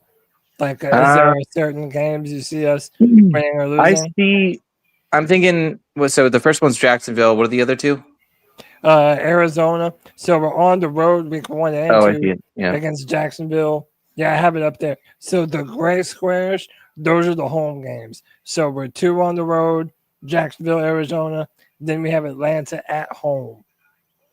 I think maybe if we win some, it's going to be the Jaguars and the Falcons game. Okay. Yeah. All right. Cool. Yeah, we're going to go through 3 by 3. We're going to keep on doing 3s in a row. Let me jump to Pop. Pop, how do we start the first 3 weeks of the season, bro? I think that they're gonna come out determined this first game. So I'm saying it's a win. I think the second game is gonna be a loss because I've been on the road. I think that's gonna be a revenge game for Arizona. They kind of owe us. And we're catching them early, but I think they're gonna be fully healthy as well. And have us a little bit more continuity with each other. We still have pieces that just got here. They've got to figure it out. And I think we're going to beat Atlanta for the home game to kind of just change the outcome of us been losing at home for several years in a row now. And yeah. All right. No, I like that. Let me go to my man Cole. Cole, give me your first 3 games of the season. Win, lose. I'm going 3-0 for the Carolina Panthers to start the season, Cody. I think we got the game on Sunday. Week 2 does not scare me because I always trust us playing in Arizona for some reason. We always play well out there, and I think we're going to take it to Atlanta for our home opener. I like that all day. Justin. Yes, sir. What up? First 3 games of the season: Jacksonville, Arizona, Atlanta. Tell me what you think, man. Jacksonville, Arizona, Atlanta. I think the big challenge out of those 3 is going to probably be Atlanta because I think they made some moves too. Yeah. I ain't too worried about them though, but yeah. So you got us winning the first 2 and losing Atlanta? No, I think we're going to win all 3. I hope so. I'm hopeful. It just depends on how we start, man. If we don't start that first game off how we ended last season and we start the struggles like we did past season from the beginning, yeah, we're kind of screwed. Yes, sir. Now, look. Last podcast, I just don't want to wait 8 games till we start fucking winning, No, I hear you. Look, man, when I give out homework, Diesel skills, he comes with the extra credit. You know what I'm saying? Diesel's extra prepared. I'm cheating on him now. That's the schedule I'm looking at. But we got. Hey, that's my best student right there. Y'all all trying to live up to Diesel skills. You know what I'm saying? Yeah. Okay. Deez, tell me about these first 3 games and why you have a win against the Jags, a loss against the Cardinals, and a W against the Falcons. Tell me why, brother. Well, I've had my hand raised for an hour and a half needing to go to the bathroom, and I finally just gave up on the whole thing. But anyway, so against the Jaguars. Liam Cohen, not a bad hire as head coach, but the Jaguars certainly weren't good last season. Didn't have things together. Don't see big improvement from them in week 1, but hopefully the Panthers will have big improvement, especially on the defensive side of the ball. I think that's a very winnable game. The Cardinals. Now, I think the Cardinals are going to lose that game because we're going to shoot ourselves in the foot. We saw a lot in the preseason, not so much because we didn't see the starters, but we know from practice we kept making mental errors on the offensive line. We were making mistakes, jumping off sides. We were doing things on defense as well, making mistakes. I think this is a game where we shoot ourselves in the foot and lose a close one to the Cardinals, maybe even on a last-second field goal where our rookie kicker misses one, something like that. And then I agree with what everybody else says. I think this is the year we finally turn it around and win at home against Atlanta. I like that. I would be in attendance for that home opener. So hey, I would love to see the Panthers and get the W against ATL. D, since we have you up on the screen, man, give me these next 3. We'll start with you. We'll do like a snake around and go back the other direction. That sounds good. Yeah, Patriots, Dolphins, Cowboys. Talk to me, brother. All right. So, my whole post was saying that I think we can win more games than what I've got listed here. And the Dolphins is one of those games. I think the Dolphins is a very winnable game. It just depends on what they do early in the season and what we do. Fans got to remember that these NFL teams change throughout quarters of the season. Every 4 games, it's like a team kind of sheds its skin, and they're a little bit different than they were the first 4 games. You know what I mean? As it rolls on. Yeah. Like, you'll see teams that are very streaky during the NFL season. They may win the first 4. They may lose the next 5. Things like this happen in the NFL all the time. But with Vrabel just getting in New England, I'm hearing a lot of rumors about a lot of damage that Bill Belichick did there. I know he's been removed there for a while, but I still don't trust the Patriots to be that effective yet. I don't feel like a lot of people feel like that roster's built out yet, so we can win that game. The Dolphins could be a flippable one. I feel like it right now, today, we may lose that game, but in the future, we may win it. And then the Dallas Cowboys, I saw them play last night. They look pretty good. That, to me, for a defense that I hadn't seen on the field, that feels like a lot to handle for us right now, especially since we're still starting Nick Scott back there at safety, Cody. So that's my reason for those two. All right, man. Hey, look, I do agree. I had some of those losses as well, but to me, they're winnable just because I don't necessarily know what these teams are yet. I know last year the Patriots started to turn it on in a big way, and the Dolphins, they still have a good wealth of talent over there. Justin, I'm going back to you, bro. Wait, no, I didn't get Pickle yet. Pickle, give me your first 3. Damn, I was hoping you forgive me. No, hell no, I ain't forgetting you. The first 3 weeks? Yeah, first 3 weeks. Okay. And then I'll get back to you on the next 3. Win, loss, win. I think Same we as come out. these? Yeah, I think we come out with lights on fire and pumped up against the Jags. I think our defensive. I'll be honest. I think Derek Brown's completely right along with Wanham. I think he leads the fire and everybody else picks it up. I think we run the game with a couple deep shots to Xavier Legette, and we walk away with a W. And the Cardinals, I think we come in like we own the world and we screw up a lot and we lose it. And I do think that we beat the Falcons at home in a hostile crowd at home because Panther fans still don't know what home field advantage means. So damn. All right. Let me go back to Justin. Justin, give me the next 3 games. Patriots, Dolphins, Cowboys. How do you see it? Patriots, Dolphins, Cowboys. I don't know. I think we beat the Patriots. I think it's close against the Dolphins, but we upset them, and then I think we might catch an L against the Cowboys. Depending. I hope we destroy the Cowboys, though. Okay. All right. And so also, I want y'all to write these down at some point, too, and we'll reference them back maybe later in the season. Cole, give me your next 3.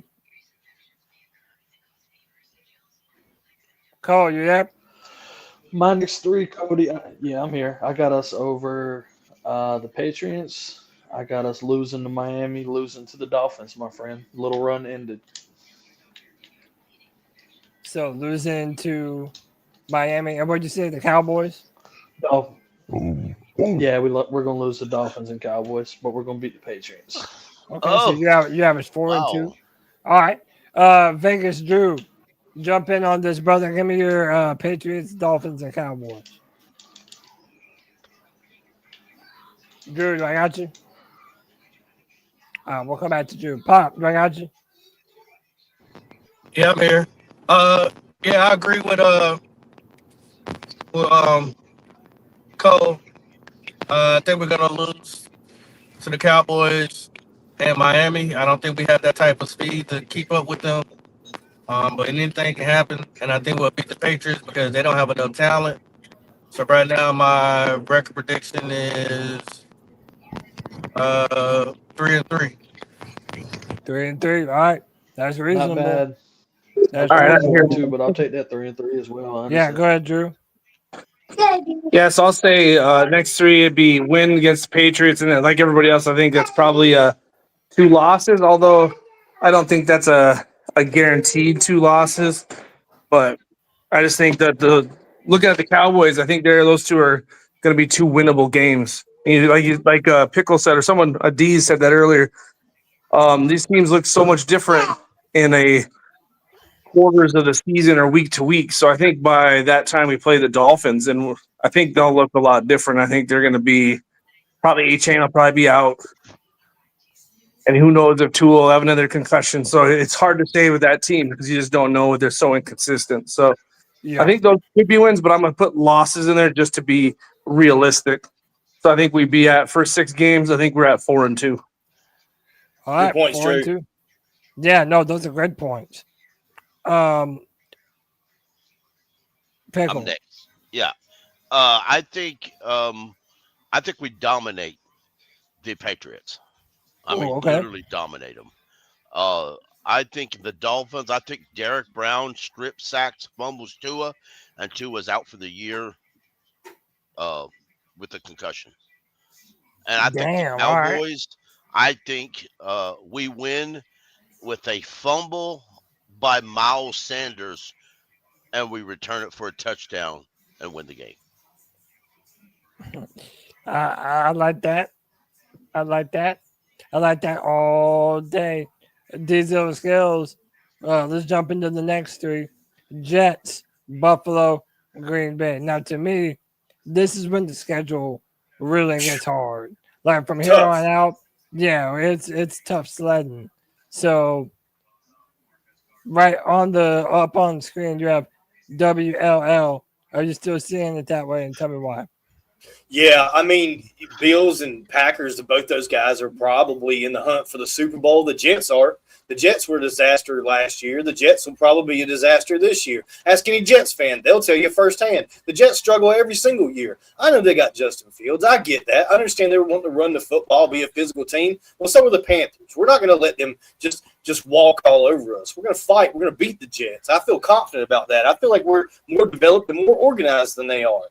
That's why they lost so much last year. They had the talent. They're just disorganized and maybe not disciplined or something's going on. Maybe a Jets fan can chime in and tell us. But beating the Bills and beating the Packers is 2 lofty goals there. I don't see it happening right now. Don't mean it can't happen. And to answer Troy's question, how do we flip this and get to 9 wins? No problem, Troy. We beat the Dolphins, and then over here, where we take that loss to Atlanta, just like we did last year, we take them in overtime and beat them in overtime for a 9-win season to possibly win the division. Just to answer Troy's question. Damn, I like that. I like that. I like that. Let me go to Cole. Jets, Bills, Packers. How do you see it? Unfortunately, I'm right there with these. Jets win, Bills loss, Green Bay loss. Obvious reasons with those 3. I think we're way ahead of the Jets. Hopefully, by the time we get to that point in the season, Buffalo has an elite quarterback that scares the shit out of me. And Green Bay, that's in Charlotte, though, isn't it? But they'll probably have a great crowd, unfortunately, because they travel like no other. So we might lose control of that game at home, unfortunately. No, we have Buffalo at home.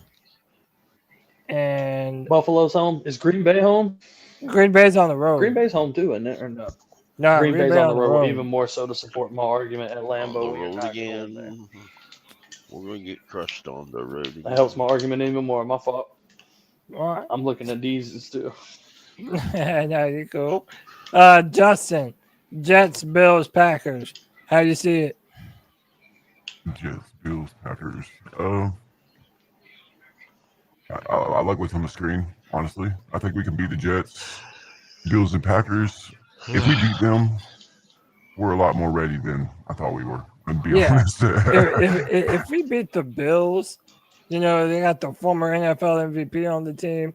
If we're able to beat the Bills, to me, that says something special about what this team can be. Than they were last If we beat the Bills, I'm going to get madder than hell with anybody who wakes me up. If we beat the Bills, we're walking to the playoffs. If we beat the Bills, I'm in this beautiful dream, and leave me the hell alone. Let me dream my dream. Go ahead. Oh, shit. Let me see. Let me welcome in my brother Jake the Snake back on the free-for-all. And hey, happy birthday to Papa Jake. I know this is Dad's birthday, so shout out to Pops. Jake, what's up, brother? What's up, y'all? Appreciate it. Yeah, man. I'm doing good, man. I Jake, got me a mixed drink. Yeah, what up? When you catch your dad, tell him I said, how about them Cowboys? Oh, I've already been giving them hell. I told him I said CeeDee Lamb was going to cost him the game. He was talking about Miles Sanders. I said, nah, it ain't Miles Sanders, bro. CeeDee Lamb had like 5 drops that game, bro. It's not good. Not good at all. Hey, bro, doesn't Miles Sanders look slow as hell?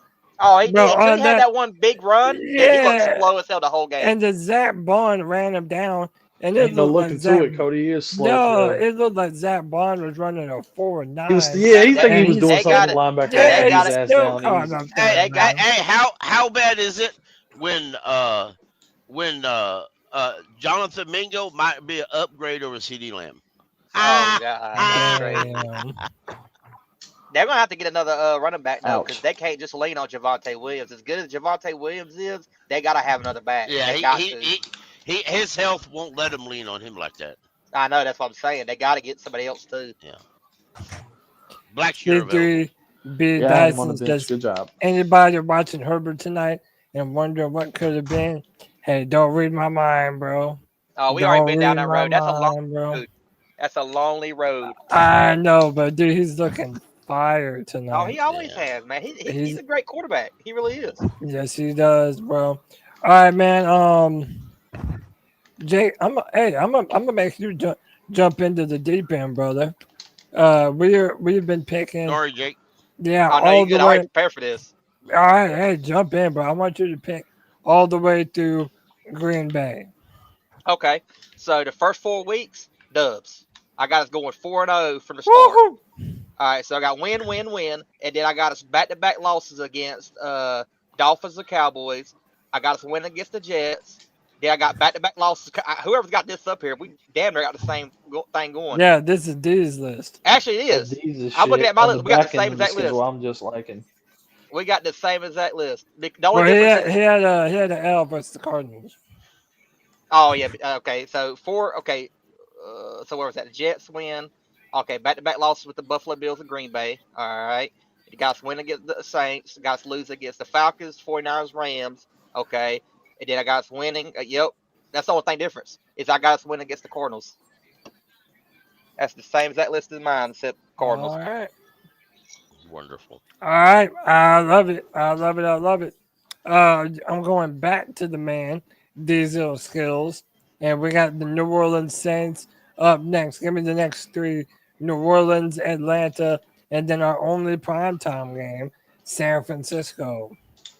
We cannot drop the ball against the Saints this year. We can't shoot our foot as I see ourselves doing against the Cardinals, maybe going in with a little too much confidence into that second week of the season. That's why I think we lose that game. But hopefully we'll win it. And then the Saints, we cannot afford to lose a game to the Saints this year. That would be disastrous in terms of the division. Y'all know we always split against the Saints. I saw Red Swarm in the chat earlier. He knows it too. He'll tell you something different maybe. Depends on what day it is. But we're going to split with the Falcons. We always do. So I had to pick one for a loss. I picked the road one to be a loss. That was an immaculate game that ended the season for us last year where we won that in overtime. That was insane. That was some of the most awesome Panthers football I've seen since 2017, probably, Cody. And then San Francisco on Monday night. Man, if that game's about the Panthers, boy, we're going to be high as kite on Tuesday's show if that game is about the Panthers. On a Monday night, the Panthers come on. Bryce Young on the West Coast and his buddy T-Mac scoring touchdowns on the 49ers in prime time. How pumped up would we be? Whoa, we'd be fired up. Those are levels that I'm not ready to be at, so I got to say an L on that. But if it is a W, man, we're going to be riding high come Tuesday night. Yes, we will, man. Hey, those are some great picks. Let me go to Poppin. Poppin, I'm gonna have you pick the Jets all the way through San Fran. I want you to pick these games for me, bro. Go ahead. Who's at the Jets? The Jets is the Bills, the Packers, Saints, Falcons, and the Niners. So is Jets? I think it's a win, so that gives me 4-3. We said the Bills after that. Yeah, then the Bills and the Packers. All right, so yeah, 2 more losses, so 4-6. Damn. All right. Now New Orleans, Atlanta, and San Fran. New Orleans. Oh, okay. San Fran is a loss, so that's 4-7.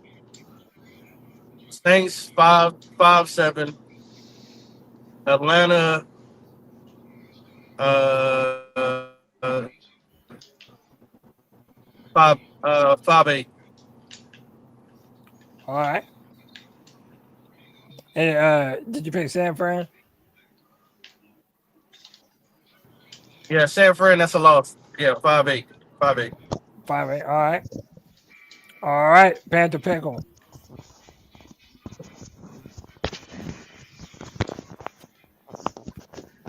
Somebody fumbling with the microphone. Yeah, Pickle, I can go. You there? All right, we'll come back to Pickle. Let me go to Stratch.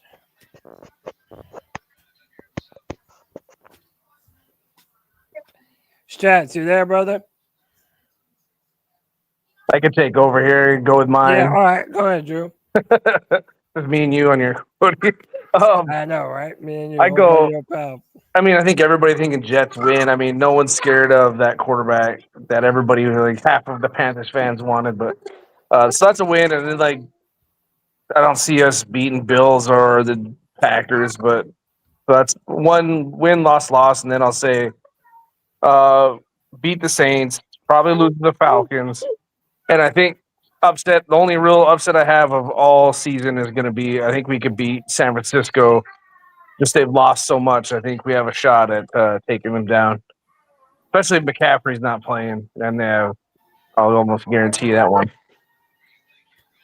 Yeah, I mean it'll really depend on if McCaffrey is healthy for that game or not. I mean he's a big time weapon for them. Right? He's really got some injury history now. Like that Achilles tendonitis ain't no joke, Cody. He got I know, bro. I think he pushed his body too hard. I think he wanted to be the man so bad. Like after that 1,000 season, I think he just started to fall apart a little bit. Put too much stress on his body. Yeah. Cole, you're up next. New Orleans, Atlanta, and San Fran. Cody. New Orleans, Atlanta, and San Fran. Yes, sir. I'm going to go win, loss. I think we'll beat the Saints, we'll beat the Falcons, and we will struggle on prime time like we always do, my friend. All right. I like it. So right now you have us undefeated in the division. Through that yes, point. I do. Fuck them. Fuck them. Big time fuck them. All right. Yes, Jake, I do. Going back to you, bro. It's going to be Saints, Falcons, 49ers. to Saints, Falcons, 49ers. Okay, so I got win, loss. Win, loss. All right. Tell me why. I mean, give me a little more. I mean, hopefully during that part of the schedule, I mean, it was a little bit over halfway during the season, right there in the middle of it. Hopefully we're cooking. We already figured out what our defense is at that point because we should by then know what kind of defense we have. I know what offense we're going to have going by how we're winning on at least my record wise. Yeah. I mean, that's really how at that time of your schedule, that's really when you know what kind of football team you got. I mean, and by then, I at least think we're subpar defense. I'm not saying that we're going to be elite or top 15 or anything like that. I'm just hoping we're like anywhere from 15 to 20, like somewhere around there, if that. Yeah, no, you're not wrong. And I also think that if we can go, if we can sweep the division through that point, I think we have a good chance to make the playoff or at least a wild card at that point. Justin, did I ask you to pick New Orleans, Atlanta, and San Fran yet? No. All right, jump in on it, bro.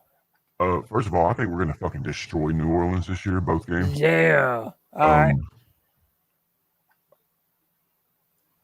Why do you think that? San Fran, I think we're gonna beat them. Yeah, why do you think we're going to destroy New Orleans? Hoping. Do you think that they're the worst team in football, like a lot of these pundits are thinking? Honestly, yeah, probably. I think they're gonna stink it up this year. To be real, Well, I don't know if they'll win. I don't know if they'll get a single win. Yeah, but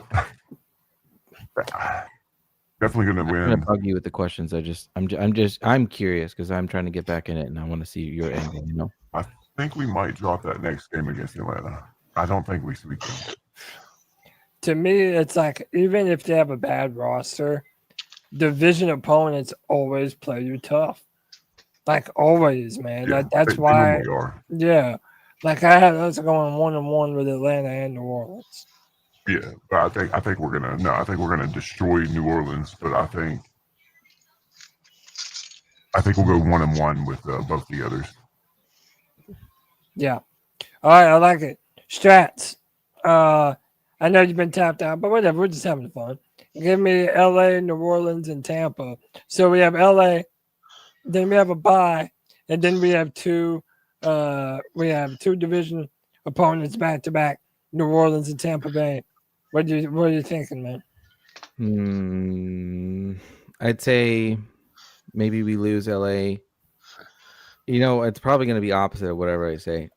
Maybe we lose the LA game and come back, and I want to feel like we win the Bucks game because it's been like many seasons coming to, and then you know you got the head coach. Our head coach now was the Bucks offensive coordinator, and you got so like there's like a little bit of a camaraderie kind of boiling over, I guess, from all the years that we've had to.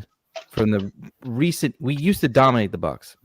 Lately, we haven't been, ever since like the rule era, right? So, yeah, my hope is that we would win the Bucks game because it would be like fitting to be like, actually, both Bucks games would be really fitting for Canales. It'd be like a cherry on the top for him to be like, we now own you guys. You let me go be with the Panthers, and here we are. And I don't know. So that's my thought, but take it with a grain of salt. See the fuck knows at this point.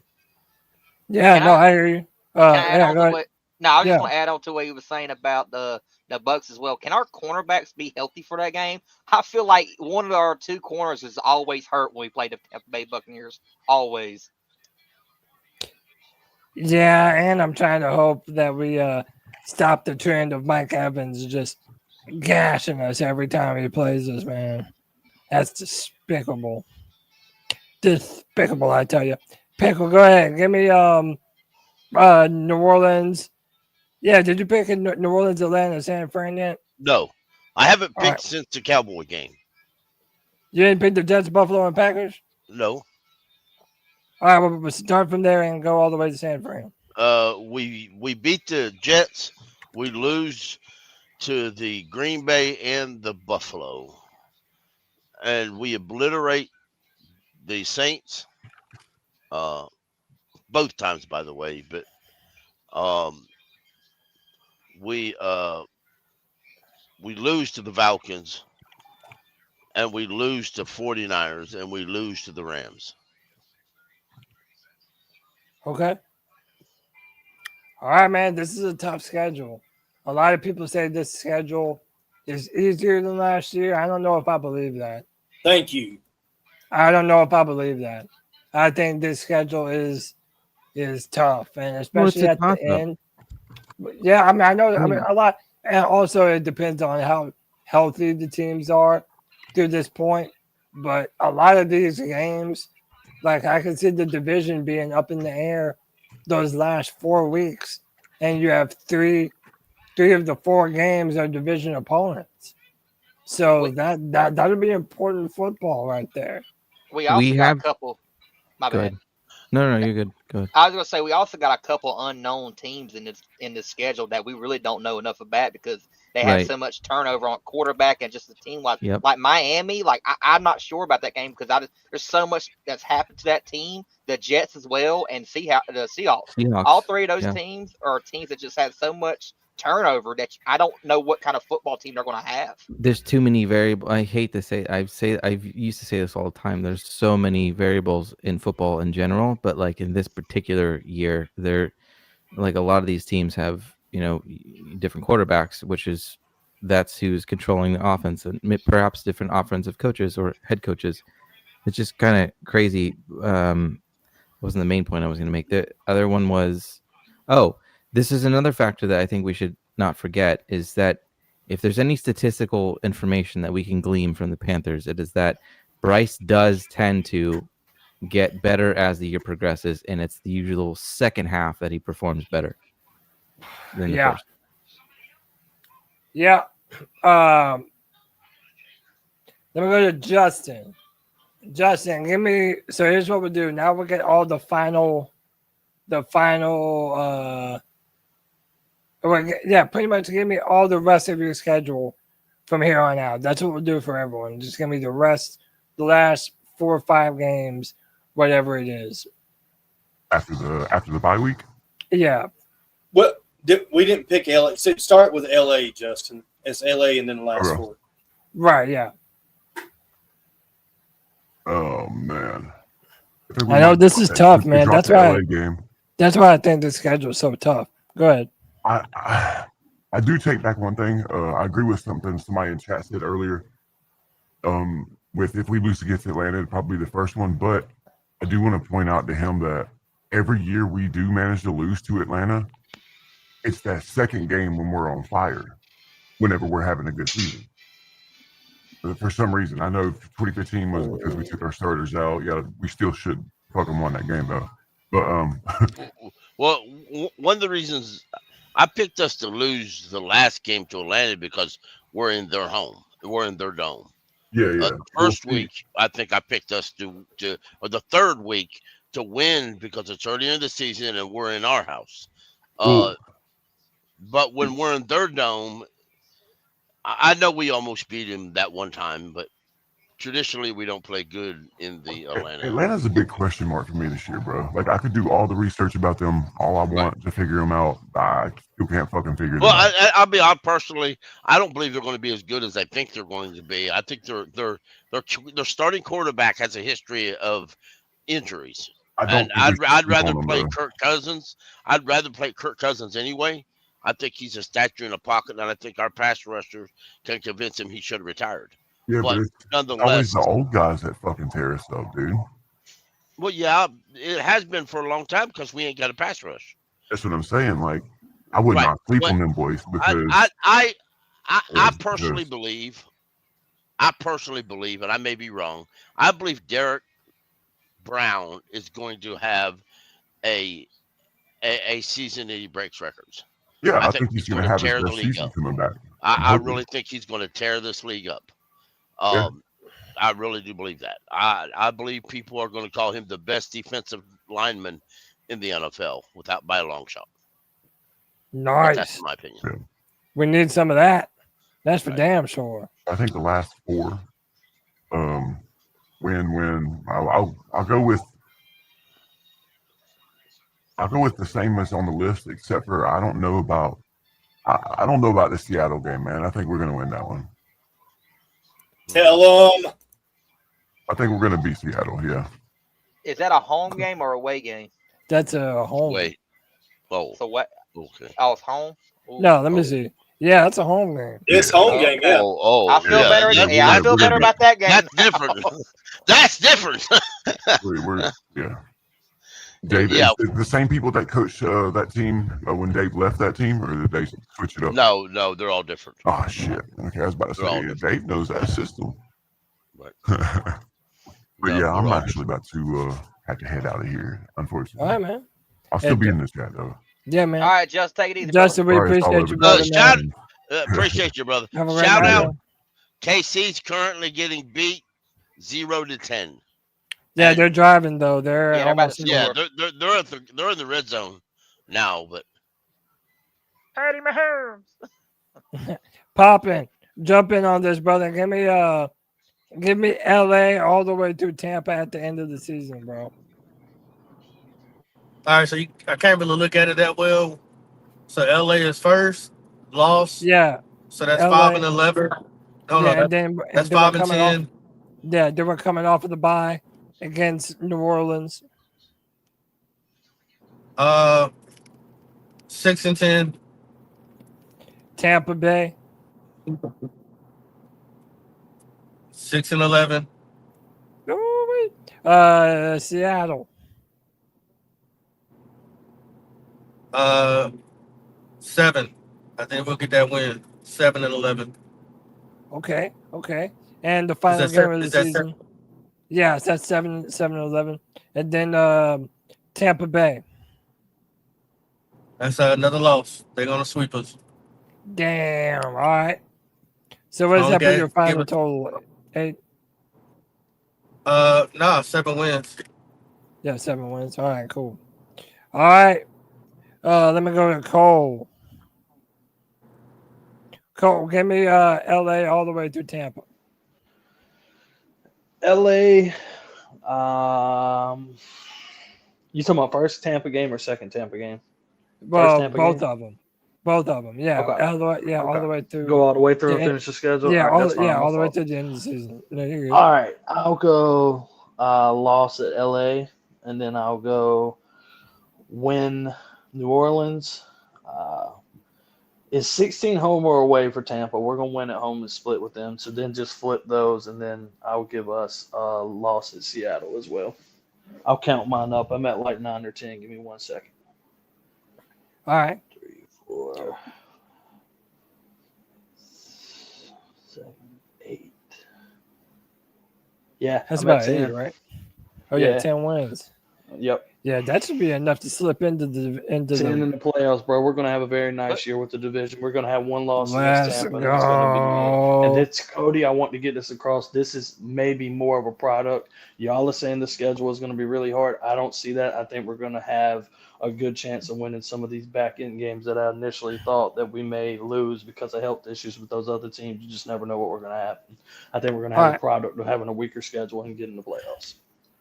All right. We'll go Jake Pickle and let D's close it out. Jake, talk to me, bro. LA through Tampa at the end. Also earlier I kind of messed up because I do got to split with the Falcons. I didn't mean to say that we won against them the second matchup. I got us losing the second matchup. But the last 5 games I got us losing against LA, winning against New Orleans, winning against the Bucks, and then losing against the Seattle Seahawks and the Tampa Bay Buccaneers.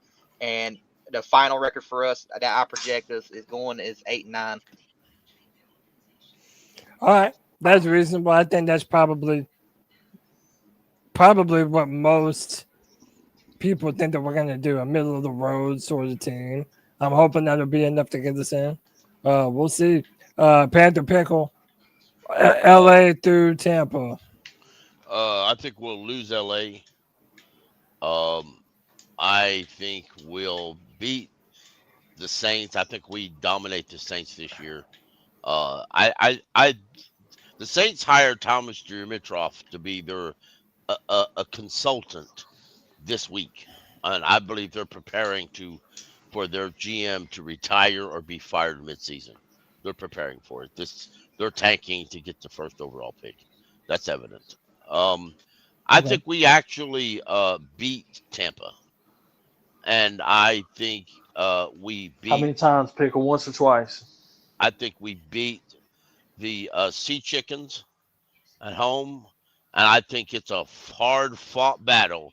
But in the end, our rookie kicker makes a 60-yard field goal and wins the game. So we talk about. Let's go, Fitzgerald, baby. All right, well, Tepper throws a beer at Baker Mayfield and says you're overrated. Love it. Pickle, what? So what's your final record? Did you tally up? Oh, no, hell, I don't know. I ain't kept track of it at all. Pickle's too tired. I feel you, brother. Diesel Skills, give me your final game. Panther Gal was supposed to keep up with this. Yeah, Panther Gal. Oh, you blaming Panther? You blaming Panther Gal for not doing your homework properly? I mean, that's like saying. I'm an old man. Why would it not be any different to blame a woman? That's like saying. No. That's like saying I'm cheating off of her and she got it wrong. Now see, now my wife's getting involved in it. Now I'm in trouble. By the way, Panther Guy, you were asking earlier, the football game is on YouTube. It's on the NFL YouTube page. So, yeah, check that out. Pretty good stream, too.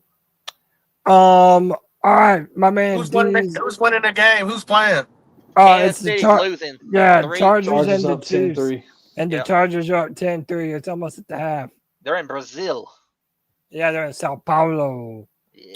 Offensive turnovers. It's been crazy. It's been a wild game, really. We probably should have started the show, Cody, and said, hey, we know the game tonight's on YouTube, so make sure you put C3 on your tablet and then put the game on your TV and come on with it on the tablet tonight. I think that a lot of people turn their TVs off of C3 onto the game. We should have started off with that. I just thought of it, but my bad. This LA game, we haven't talked about it enough, Cody.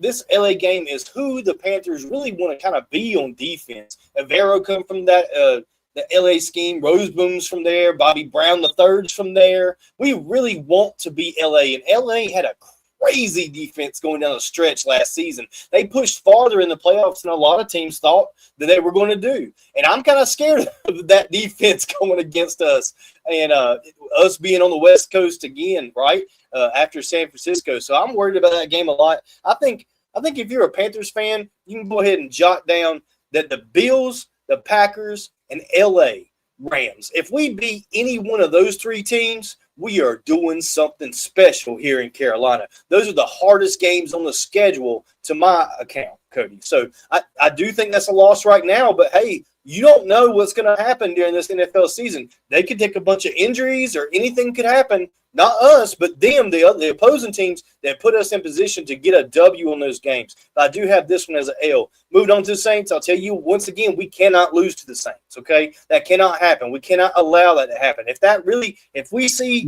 this team lose to the Saints this year, then we're going to have some serious conversation on the pod about what direction this Panthers team is heading, okay? And it just depends. Maybe it's a fluke win or something, but there will be serious conversations had if we do take a loss to the Saints this year.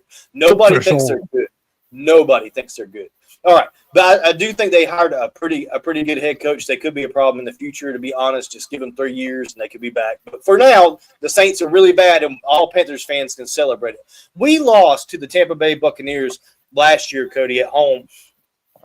There was a pass by Bryce Young to Adam Thielen in the end zone with only about 30 seconds left in the game. Adam hit the gritty. We went ahead by 2 points on that touchdown. XL was right there with Adam Thielen doing the gritty, celebrating this offense and the big win by the Panthers over the Tampa Bay Buccaneers. We all know what happened. We had a fumble. We know that we didn't win that game. We lost it in the final throws. And I'm promising you right now, Dave Canales has not forgot that. Dave Canales come from the Tampa Bay Buccaneers. Dave Canales wants our team to beat the Buccaneers. Yes. And Dave Canales is going to do everything he can to beat them this season. And I think this year is finally the year that we split with Tampa Bay. We're going to lose that one on the road, in my opinion, but finally, At home, we take that dub that we should have had last year over those Tampa Bay Buccaneers. Now, Yeah. Troy still asked me earlier in the chat. He said, let these tell me how we get to 9 wins. Well, hey, Troy, let me tell you how we get to 10 wins. We flipped this game. The last 2 years in a row, we've traveled to Seattle and played them in Seattle, battling against the 12th man. But this year, it could happen. They've got Sam Darnold starting at quarterback. I don't know how much I believe in Sam Darnold, and it's not a lot. I just put us an L because that's what's happened the last 2 years, and I don't really know what they got going on up there. But I know who does, Dave Canales and Dan Morgan, both coming from that system. You flip that to a W along with the other Atlanta game and that Miami game, it's a 10-win season for the Carolina Panthers. I do see it as a possibility. I picked this conservatively because what we saw, we didn't see much in the preseason. And Las Vegas put us down from 6.5 wins this year to 5.5 wins this year. I feel very confident the Carolina Panthers, we're not only going to win more than 5 games, we're going to win more than 6 games. And that's why I made this like I did with a 7-win season, because we're going to beat what Vegas said we're going to do this year. And it's very possible that this Panthers team wins 10 games and could possibly even walk away with the division itself. If not a wild card berth, Cody, it could be a good year for the Carolina Panthers. Let's go. Love that, man. Hey, look, I'm looking over this schedule, and there's a bunch of different games that I can see going a few different ways, right? Like, a lot of it just depends on how much momentum we have. To me, there are 3 games that pretty much everybody unanimously said L. So that was Buffalo, Green Bay, and San Fran. But let me tell you, man, if we're able to upset at least 1 or 2 of those teams, that tells me we have a team you don't want to fuck around with. Like, this is a team that can literally be a competitor this year, man. We need that more than ever. Another one of these games is the Dolphins earlier in the season. I just don't really know what type of team they have. And coming off that bye, let me tell you, if we're fighting for the division, like I said before, 3 of those 4 games are division opponents. That's big time football that you have to win those games, play yourself into the playoffs where we have not been in a long time. Now, Can I ask y'all? Yeah, go ahead. Can I ask y'all a question? I think I probably had the lowest prediction with the 7 wins. If that's the outcome of what happens, what do y'all think should be done? Well, let me tell you. So, Pop, you don't have a lower one than I do, because on Tuesday's show, and trust me, I've been hearing about it. I had us going 4-11. Clemson did to him. I have been shut up, Jake. I have been saying that I want this team to prove it to me. I'm done smoking the hopium. I'm done even predicting a middle team. I want the Panthers to come out and make me into a believer. So if we're anywhere between 4 to 7, I think it depends on how the offense looks. If this offense sputters and doesn't look good, I think you're taking a look at Bryce Young. I think you're taking a look at Dave Canales. And I think that Giro Vero, if this defense is trash, then you're probably looking at him being fired in the middle of the season, Pop. I think his seat is the hottest out of any person that we talked about on this show. I think he's out of here no matter what. Like, I agree. But yeah. Thanks, sir. May I chime in on this one, Pop? Yeah, go ahead, dude. Oh yeah, damn sure. So here's what I think, Pop, about what you're saying. I literally have 7 wins up here on screen. We've been talking about it for a while. That's what I've got. I went with 7. And I don't look at 7 wins as a bad thing. When we brought in Dan Morgan, first-time GM, and when we brought in Dave Canales, probably a year early before he even should have been a head coach, Panther Pickle is making an argument now that he's not a head coach now. And that's because we brought him in too early. I said, as soon as we did that, I said, give them 3 years. They need 3 years. I'm seeing steps in the right direction. I'm seeing better drafting. I'm seeing better trainer work. I'm seeing better nutrition and diet. I'm seeing better strength training. All these little subtle things happening behind the scenes with the Carolina Panthers that make me feel like we're headed in the right direction. And don't get me wrong, 7 wins isn't the ceiling for this Panthers team. 7 wins, in my opinion, is probably the floor.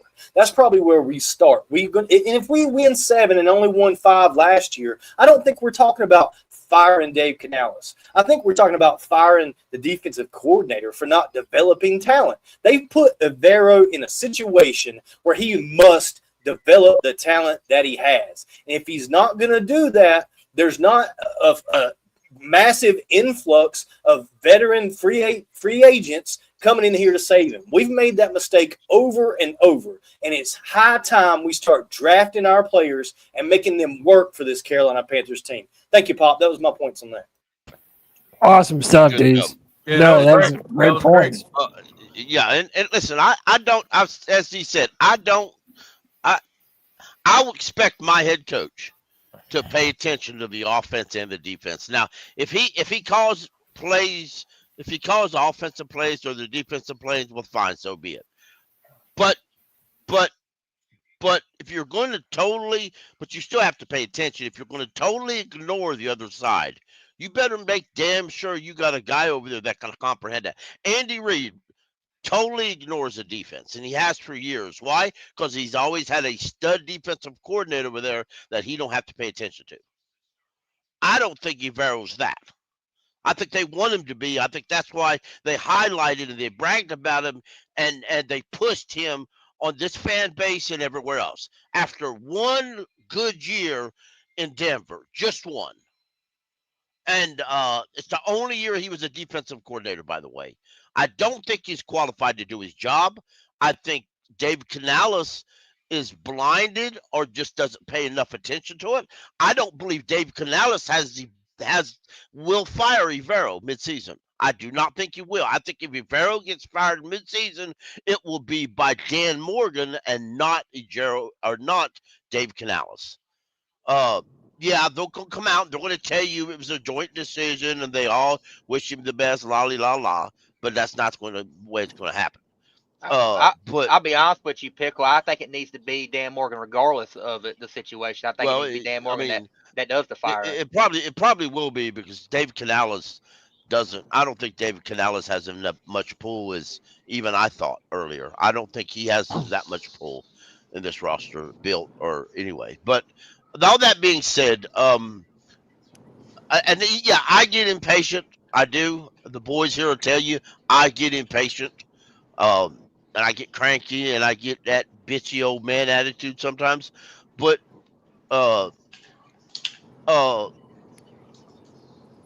if we have to start over, and I said this earlier in the elite chat that C3 has, and Anthony kind of didn't like it. If it turns out to be a Bryce issue or an offensive, if it turns out to be an offensive issue, I don't think they're blaming Dave Canales. I think they're going to find a veteran. No, I think they're going to find a veteran quarterback and remove Bryce. Yeah, If it's an offensive issue, I do not think they're going to. I don't think Dave Canales wants to draft a quarterback. I think the fans do. And I think the fans and the media will hype that up and want that to happen because it's better. It's better for the cap reasons. It's better for fan morale. But I think simply, and I only say this because David Canales clearly favors some veterans. For example, when they looked at Hendon Hooker, David Canales' first quote was, "I don't have to teach. I'm glad we got a veteran in there. I don't have to teach anybody how to read a defense. I don't have to teach them how to handle themselves in the pocket." And majority of the rookie quarterbacks in the NFL, in college football today, and including the top ones in the draft, are not taught how to read a defense. They're taught to stand there, look at the head coach who signals to them on what the defense is so they can run that. That's not the kind of quarterback Dave Canales wants in here. But Pickle, I think that's kind of unfair to say because everything you're saying, yes, is very factual, but I have to say that he's never been in the situation to pick his own quarterback. Right. You're right. So if that's the case, I mean that would be on him in the organization and the scout to find the right kind of quarterback that can read defense. That have to be on them to do that. But I think that's the only way it saves him going further is to get a guy that he is in love with, that he thinks that can run his offense, that we can go get. Because I mean, if you only win 7 games, you still picking top 10. Right. Well, now, to be fair though, if we win 7 games, like you and D's projected, I think it's going to have to be how we lost the other games, Right. and how we won. If our offensive looked okay, are good, but our defense just can't keep up, then it'll all be a defensive issue. And by the way, even in my prediction of us going 4-11, I still think this offense takes a step forward. The reason why I'm so low on my predictions is the defense and the defensive backfield and the linebacker position specifically. However, going on Bryce though, like again, it's way too early for any of this. But if Bryce isn't it, one, it depends on who's looking good in college and what draft pick we would end up having, and number two, what veteran player is available. So if you have an Andy Dalton equivalent player, yeah, he might know the offense, but does he have the stuff to win football games when it matters? Because if you don't have a player like that, then it doesn't matter if they're a veteran or not. Whereas if you have an opportunity for Dave Canales to draft a quarterback of his choosing, specifically built to run his offense, that might be very alluring to him. And I do think that, again, these are all a bunch of what ifs. I think that Bryce would be on the hot seat sooner than Dave Canales would. I don't think that Canales and Bryce, even though Canales was brought in to get the most out of Bryce, I don't think that they're connected to one another. I think Canales would probably have one more year to build this team in his image. Real quick, I want to say this because I know some people brought this up in the chat.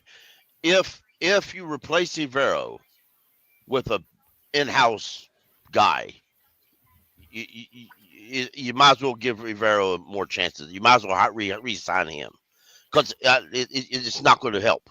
With the only way you're going to fix this defense and keep Dave Canales as your head coach, you're going to have to go out and get a defensive coordinator that knows how to build a defense and demands the room. Okay, you really do. And yeah, Stephen Bailey, if it's up to me, I would hire Ron Rivera as my defensive coordinator. I have no doubt of that, but it ain't up to me. So, Damn, what a throw. Right, and then turn right towards. Anyway, but as you quoted, and I kind of agree with you. I understand that the attention is to draft a quarterback. But, and here's what I throw to Anthony. If they do that, that's fine. But again, they have to ignore the fan base because the Carolina Panther fans don't have the intestinal fortitude to redo another rebuilt project, because what Panther fans want is a quarterback with the body of Cam Newton, the running ability of Cam Newton, but it's got to be faster. But they want him to have the mind and the mind of Tom Brady and the arm of Cam when he was younger, only a lot more accurate. So they want a Madden quarterback, and they want him to come in as a rookie and be a mega superstar without having the ability to withstand a little bit of growing pains. Yeah, I mean, a massive retooling of the defense, that's going to be a job. But I think that in the meantime, let's say they fire Rivero midseason. Yes, I do. They're going to pick an interim in the meantime, and that will be someone from this team. And then later on, probably in the offseason, they'll try and find someone to really build out this defense. And I do hope they return to a 4-3. I don't know if they will or not, but I don't know. Let's focus on this season, man. So much is yet to happen.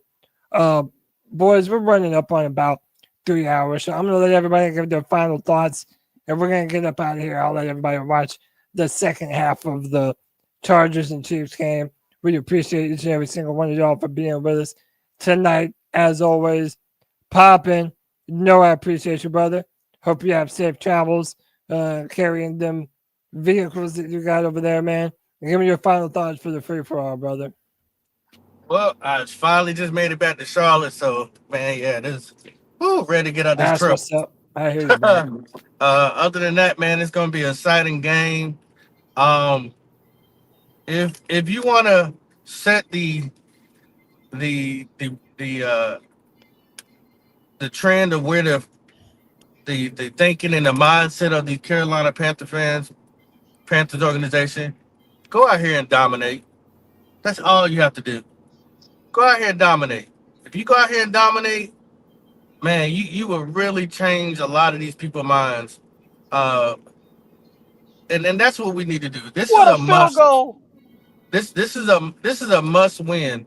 Some people say it's not. To me, it is. I think you have to start off fast, aggressive, no bullshit. Go out here, kick their ass, and come and take your ass on up to Arizona. I think this is a must win. I hope they're listening. Don't start off slow, because there's so many Panther fans that need this W. People will be on suicide watch if not.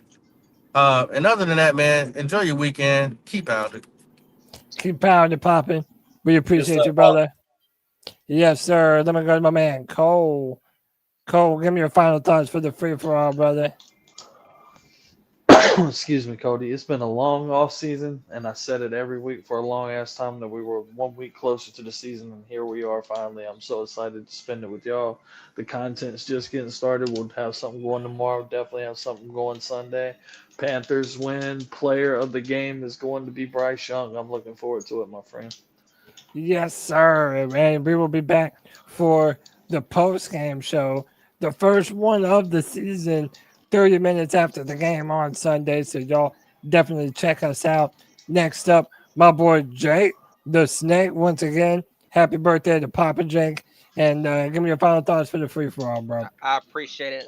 Just a quick shout out to all y'all in here. I thank every single one of y'all, man. I love getting in here and talking with you boys. And shout out to everybody in here that's listening and watching us right now. Y'all make the show. Y'all really do. And I can't wait till Sunday, y'all. I really do. I think we're gonna win. I think we're gonna come out that game with a W. And anytime you come off a win, it's a lot easier to talk about our football team. It really is. It's better for our health. That's one thing, but yeah, I'm ready for Sunday, ready to chat with you guys and watch the football game with y'all. Keep pounding. Keep pounding, brother. Yes, sir. Panther Pickle, give me your final thoughts for the free-for-all, brother. I would love to have a win Sunday. I want to be as happy as some are and positive. I'm just holding it in. Because if I let it out and I expose, it's just going to be a bigger hurt in the end. And I've been down this road before. So I want to be shocked. I want to be enamored. I want to see great things. I believe in a lot of these players a great deal. But we'll just we're kind of in a wait and see mood right now. Keep pounding. And Jake, by the way, Jake, Kansas City ain't going to win this game. Just kick a field goal. Oh, yeah, I know. My pick ain't looking good right now. But I picked the Chargers. Chargers Field goal, to though. I win. will say that. That was crazy.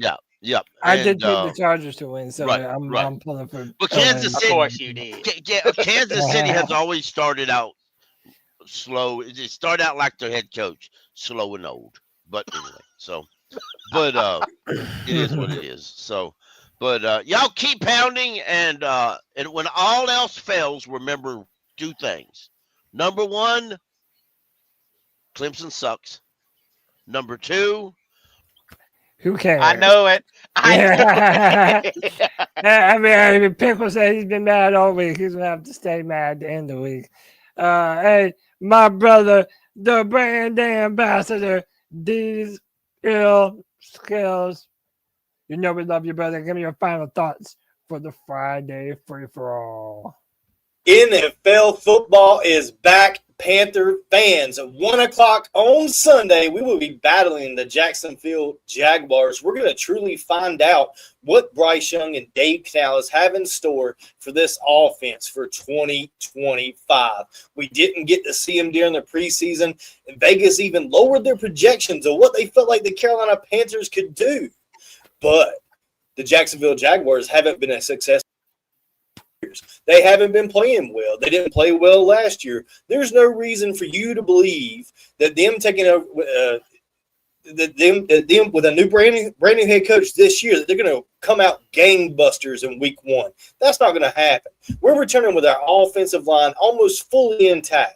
And in a rusher that finished number 8 overall in the NFL, and another backup rusher who finished number 12 overall. To me, it just makes sense, like we said on this podcast tonight, Cody. We come out running the football against Jacksonville and impose our will, wearing them down, not giving time for Trevor Lawrence to get rhythm with Travis Hunter or Thomas Jr., any of those guys, not giving them the opportunity to make that happen. The defensive line is healthy and should play quite well, much better than last season. Don't be down on this Panthers team if we don't start the way you wanted to see them. Give us some time to grow and develop. They've planted a lot of seeds on this Carolina Panthers team and gave them the opportunity to grow and become the players that we want them to be within the system. And that's part of this thing as well. And these guys are returning under Avero this year because they wanted the continuity. The continuity matters, and it should matter for these Panthers on Sunday.